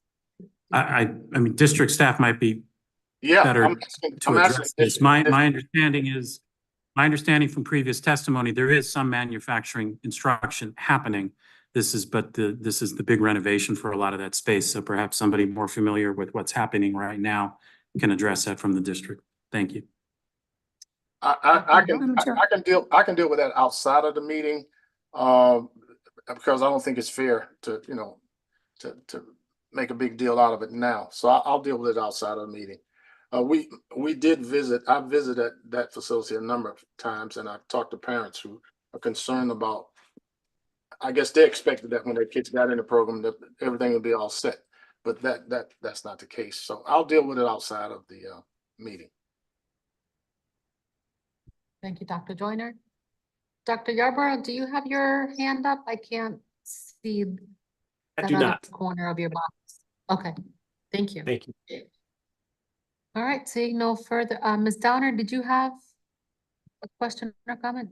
That you were on the rotation, but. I actually would just like to see if the funds are gonna be used for this program, that it's used for that. There are students out there that do not want to go to college. That's the reality that we have. And this manufacturer program, of course, partnered with other manufacturers. We have plenty of manufacturing companies in Connecticut. And I too was a little disappointed that it wasn't ready for the students. The students need this. And we have to just, do what we have to do to make this happen. But the funds need to go just particularly for this. And I will be watching it. Thank you, Ms. Downer. Thank you, Ms. Downer. Dr. Negron? So happy to give some insight on this one. Yes, we did receive funding specifically for the manufacturing classrooms at Wilbur-Cross and Hill House. We have also utilized ESSER dollars to be able to do that. Mr. Wilcox, you're absolutely right when you mentioned that the students in the cohort have been receiving the core instruction. The plan is to have those 2 classrooms fully equipped so that the students can access the classrooms to be able to do the hands-on work. A lot of the materials that is going to go into those classrooms was already purchased, was already received. We're just waiting for the classrooms to be taken care of so that then the students will be able to begin instruction inside of those manufacturing classrooms. I do want to take this opportunity to highlight, yes, you heard me say when I arrived in July, my vision is not just for college readiness, but it's college and career readiness. That is why we are honing in deepening and expanding a lot of our career pathways. Thank you, Madam Chair. Thank you, Dr. Negron. Okay, seeing no further discussion, we'll vote to approve item 9.06 of the F&O items. Mr. Wilcox? Yes. Dr. Yarborough? Yes. Dr. Benitez? Is she? Yes. Okay. Dr. Joyner? Yes. Ms. Downer? Yes. Mayor Elicker? Yes. And I am a yes as well. And so that item passes. Mr. Wilcox? That concludes the finance and operations action items. There are 1, 2, 3, 4 items on 1102, 3, 4, and 5. Are those not items that, or did we already vote on those?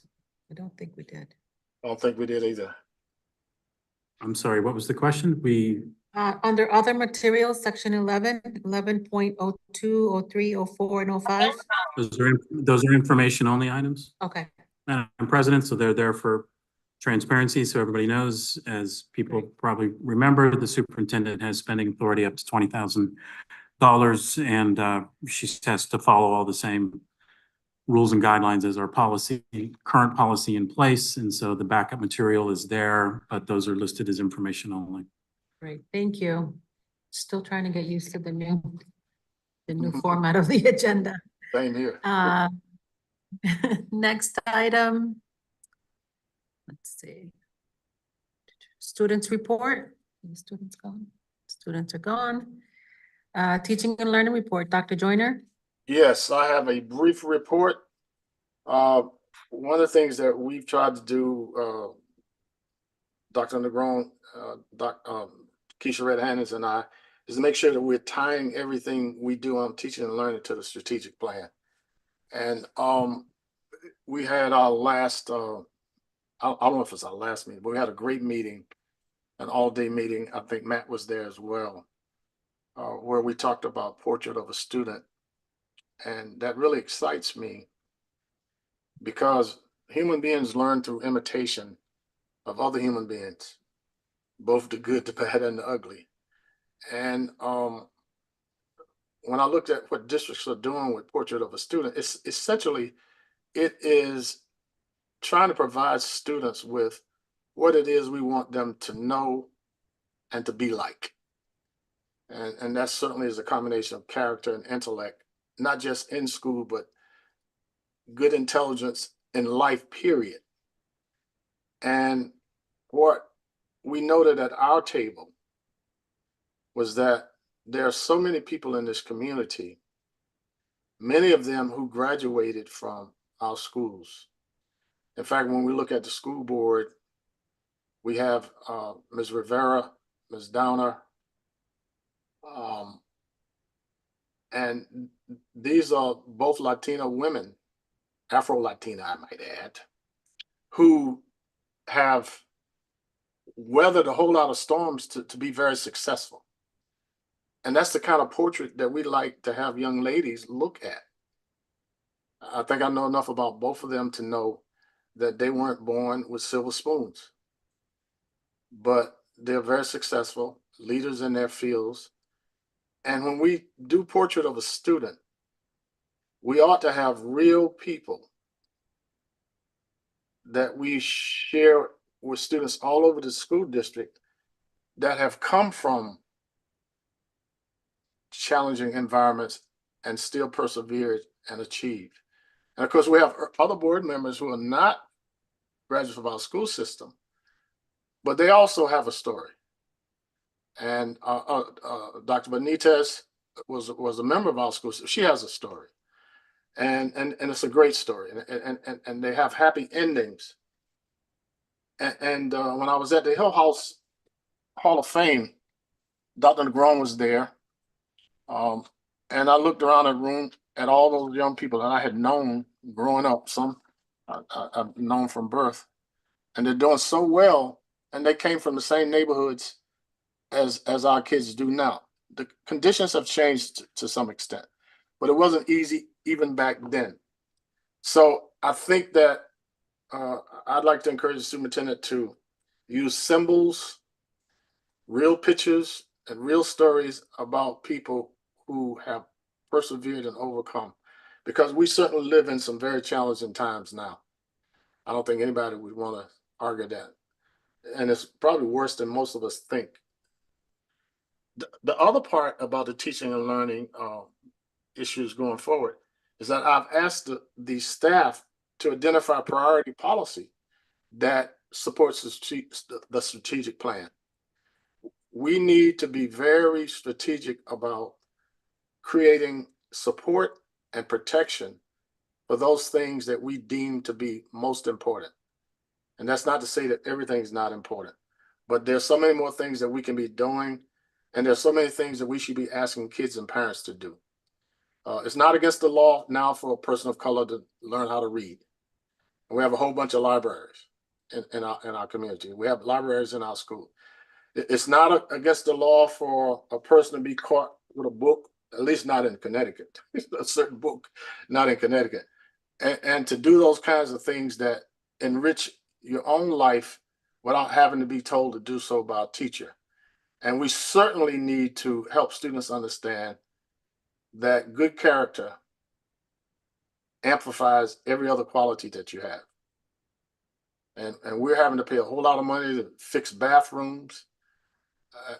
We have teachers that are subjected to insults on a daily basis. by students, and that shouldn't happen. We should be able to teach and learn in a productive and positive learning environment, not a hostile learning environment. And so I think we need to look at our policies with regard to our expectations of the people that we are bound to serve.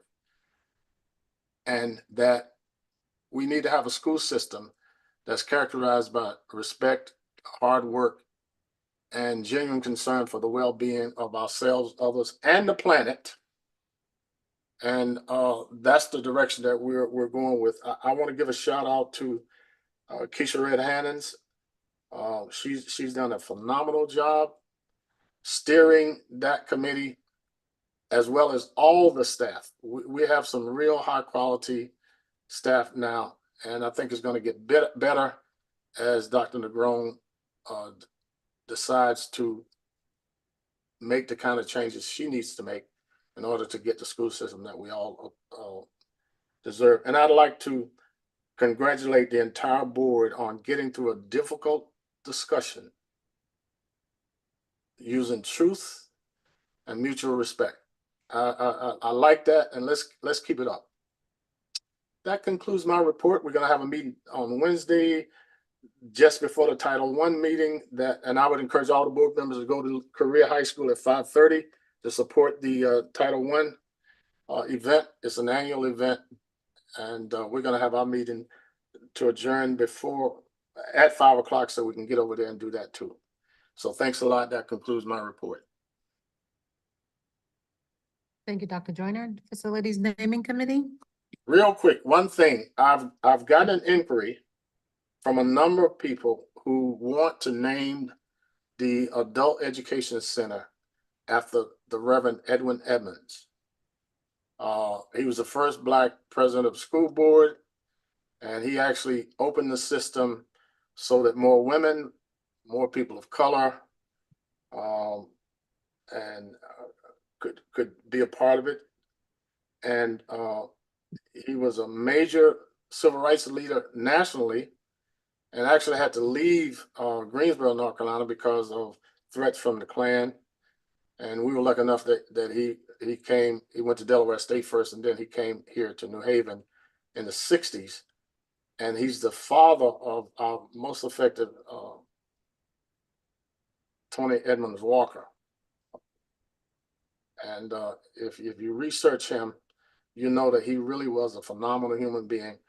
And I told the people that contacted me to submit a letter, and I also let Michelle Bonaro know that was something that was in the wind. And of course we're going to have to follow the policy. But I'm hoping that we can give this phenomenal human being an honor in memoriam, because he made a tremendous difference in this community and in this school district. That concludes my Facilities Naming Committee report. Thank you, Dr. Joyner. Questions or comments for Dr. Joyner? Please. Okay, seeing none, we'll move on.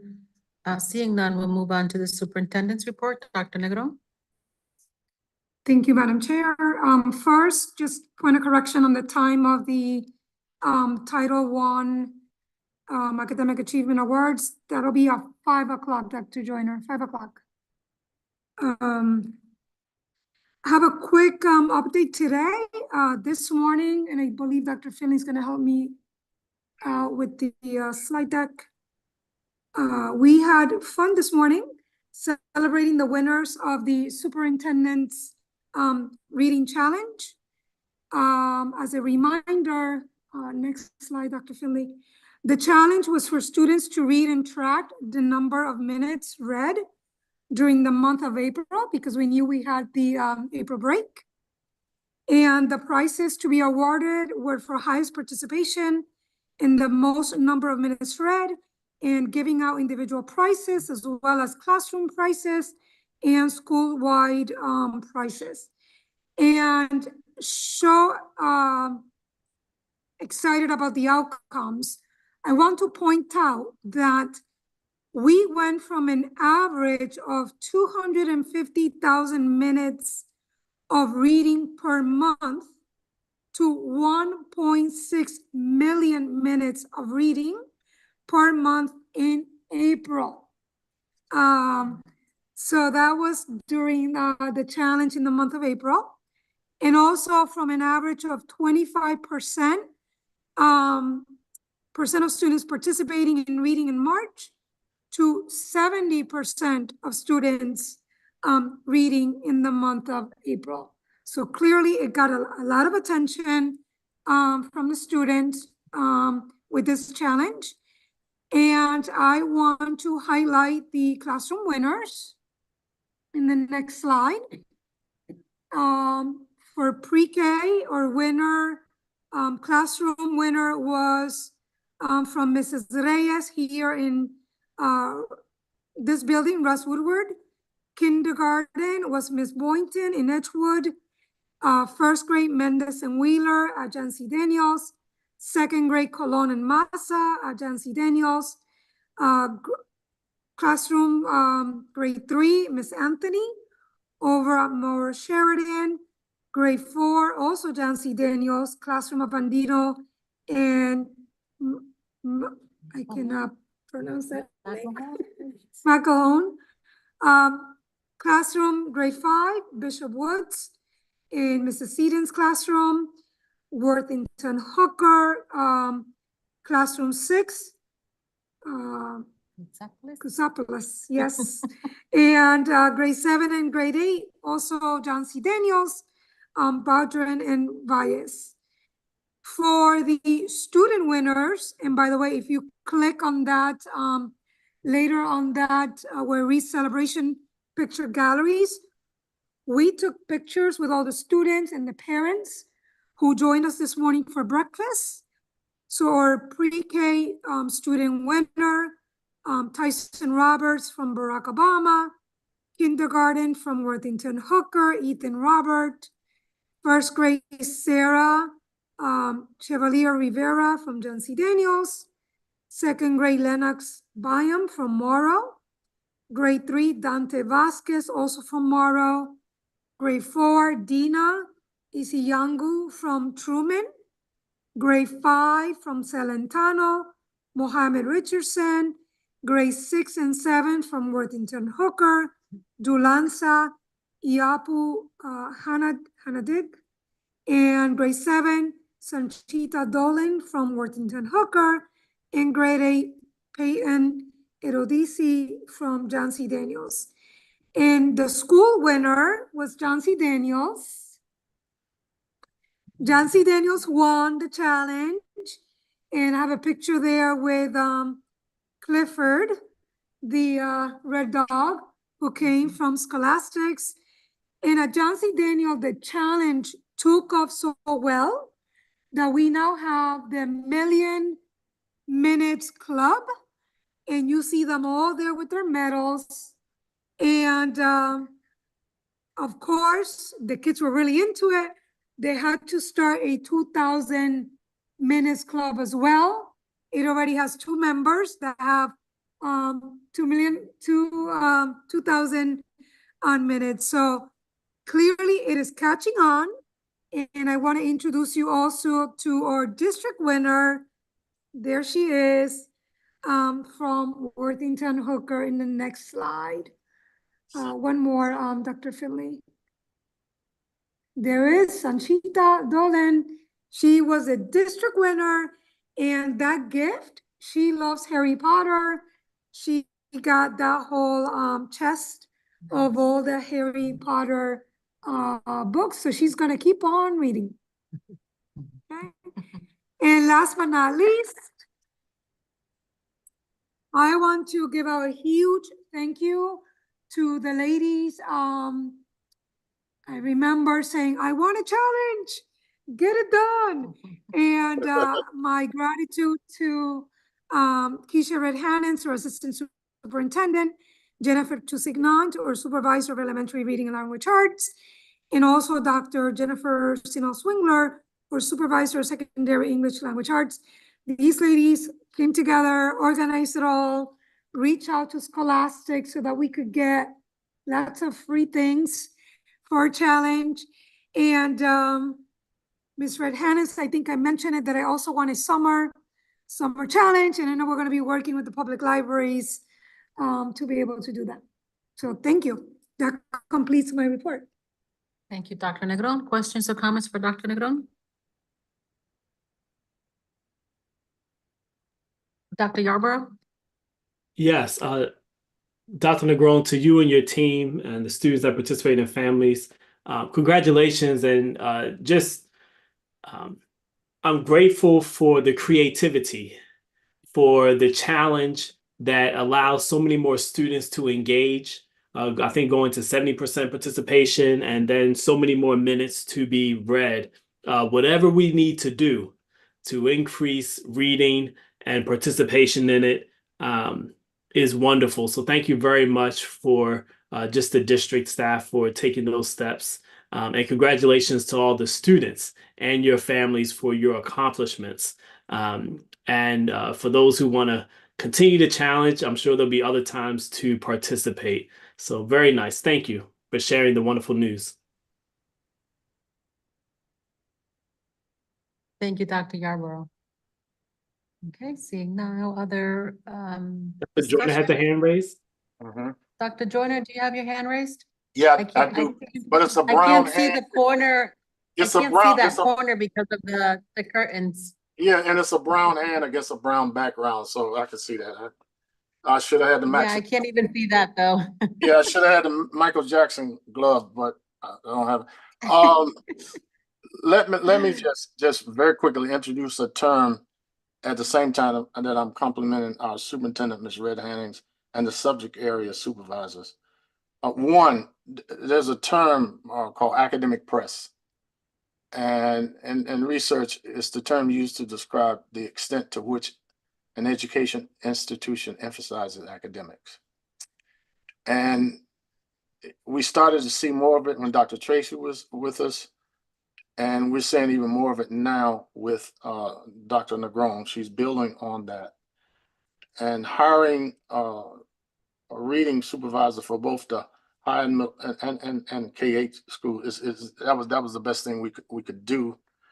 But what I wanna see us go into, and I see that happening too with the strategic planning group, is that we need to have something like this in every content area. And I talked to Mr. McCain. He was in my group, and science is certainly a very, very important part of the curriculum. Mathematics as well, and I know math has been doing some things. But I'm hoping that as Dr. Negron settles in, that every subject area person will be responsible for amplifying what is done in their content area across the district. And that also includes our new performing arts person, that every school ought to be having plays and musicals and all those other kinds of things. And that at our very best, we should be a combination. If you know the New York City public school system, we should be a combination of the High School for the Performing Arts and Stuyvesant and the Bronx and Brooklyn School of Science. And of course, there are schools like that in Baltimore as well, Dr. Yarborough, I know that. So I think this board and this superintendent, that we can do it, and that we can help our kids, many of whom come from a colonized and enslaved environment, realize that there are plenty of opportunities for you to move forward and beat the odds. So thank you, Dr. Negron. And thank you, board, for being peaceful enough so that we can deal with issues like this and not a whole lot of distractions. Thanks a lot. I'm done. Thank you, Dr. Joyner. Any further discussion? Okay, seeing none, we'll move on to the president's report. I've been asked by a fellow board member about the rotation of schools for our future meetings. A suggestion was made by another board member to switch to another school, possibly starting July 1, and then stick with that school for 6 months and then rotate again, just so that we can hit more schools throughout our time. Mr. Wilcox has worked with Dr. Negron and Mr. Lamb to figure out which schools would best accommodate our needs. And at the moment, so far, those schools are Barnard, Martinez, and Daniels. They're gathering more information on Betsy Ross, Hill House, and Career High School. We met at Barack Obama from July 2023 to January 24. And now Ross Woodward since February of 24. So we will have an action item at the next regular Board of Ed meeting, which is Tuesday, May 28th, because Monday's the holiday, to vote to decide what school will be meeting next and as of when. Okay, so just be thinking about that the next couple of weeks. Any questions or comments about that? It's a good move. Okay, seeing none, thank you, Dr. Joyner. Seeing none, we'll move on to the Head Start report. Mr. Wilcox. All right, I'll try to be brief. We did meet last on April 25th. We'll meet again on May 16th, this coming Thursday. At that April 25th meeting, enrollment was around 85% overall. We're still at or near 100% enrollment at our satellite sites, and it's only at 80% at Mayo. So that follows the trend that we've seen for the last couple of years. There's no word yet on the grant application, but we should hear about that any day now. Hoping to hear about it on Thursday. And then as you saw tonight, I think it was tonight, we had action items on some renovations of the green space at Mayo and the Martinez courtyard spaces. I can't remember if we approved those tonight or we approved them previously. And then I'm mixing up my meetings. I'll talk about those at the next one, but there are renovations happening with the sailcloth at the Mayo Green Space and the Martinez Courtyard. So those projects are ongoing.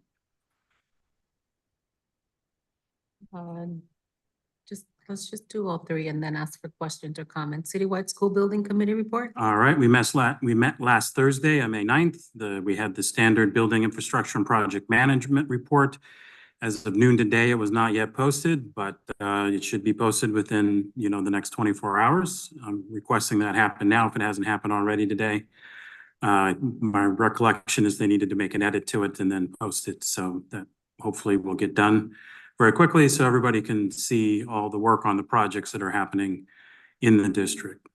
And our next meeting will be, I didn't write down our next meeting, but it's always the second Thursday of the month. And Finance and Operations. In Finance and Operations, we met last Monday.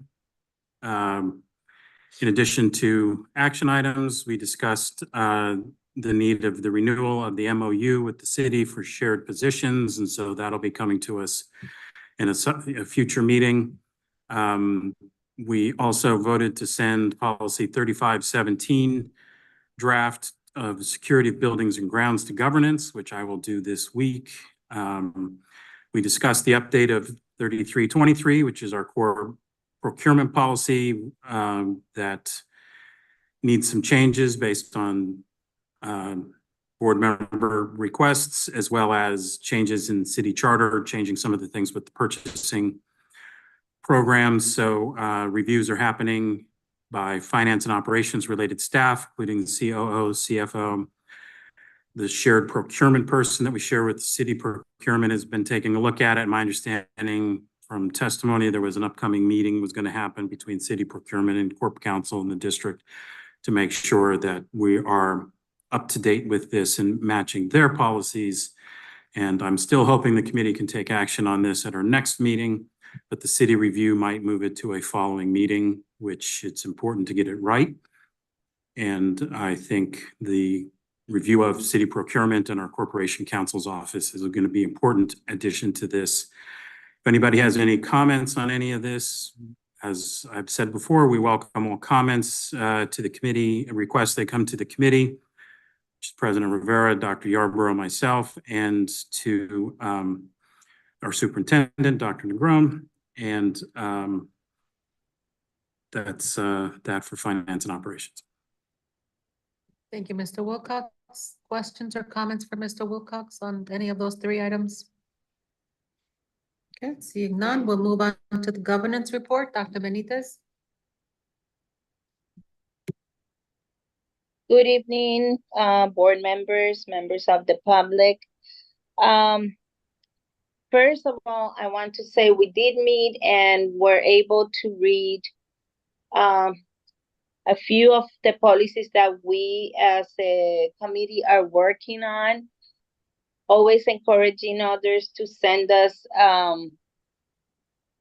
those policies that you have revised and also reviewed, even if they were not revised, if you want to update them. I want to continue to say that we need lots of support. I have to thank Ms. Jackson, who takes out of her time to support our work, and Ms. Jasmine Ong, who's a Yale intern who has worked really diligently in trying to update Excel files that give us an idea of where we are in the process of reviewing and revising.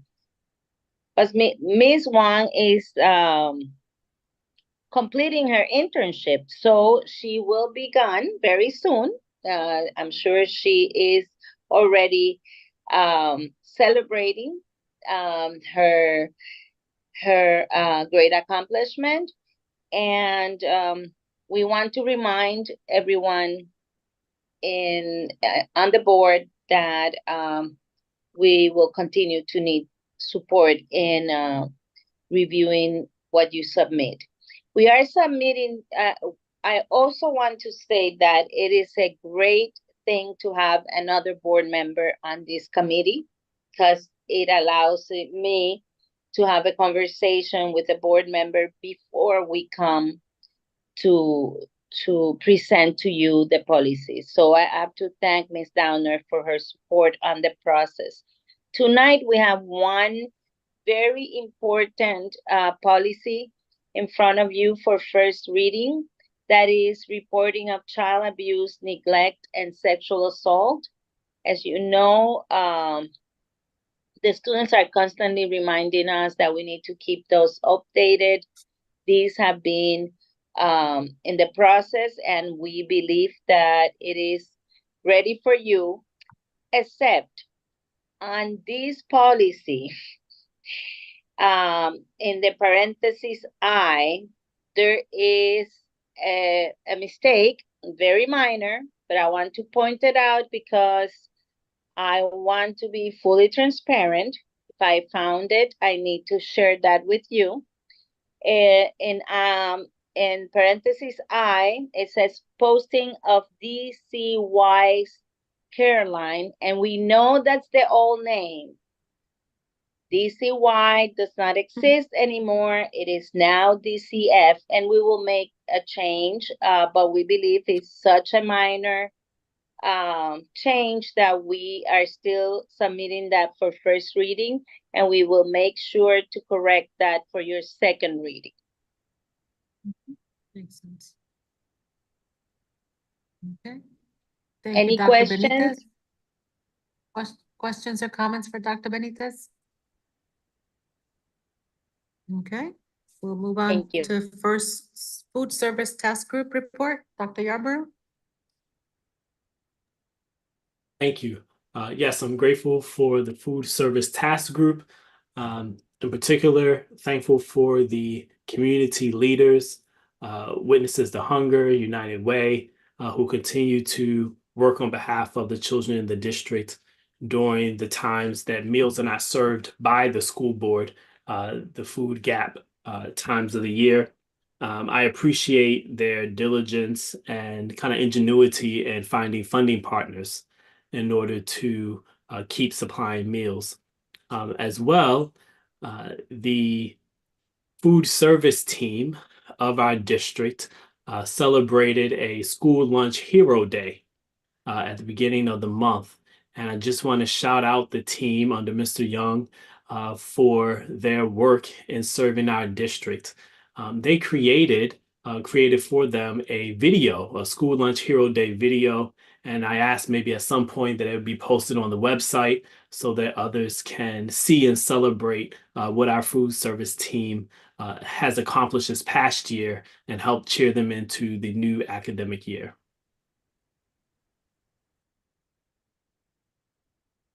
Thank you, Dr. Yarborough. Questions or comments for Dr. Yarborough?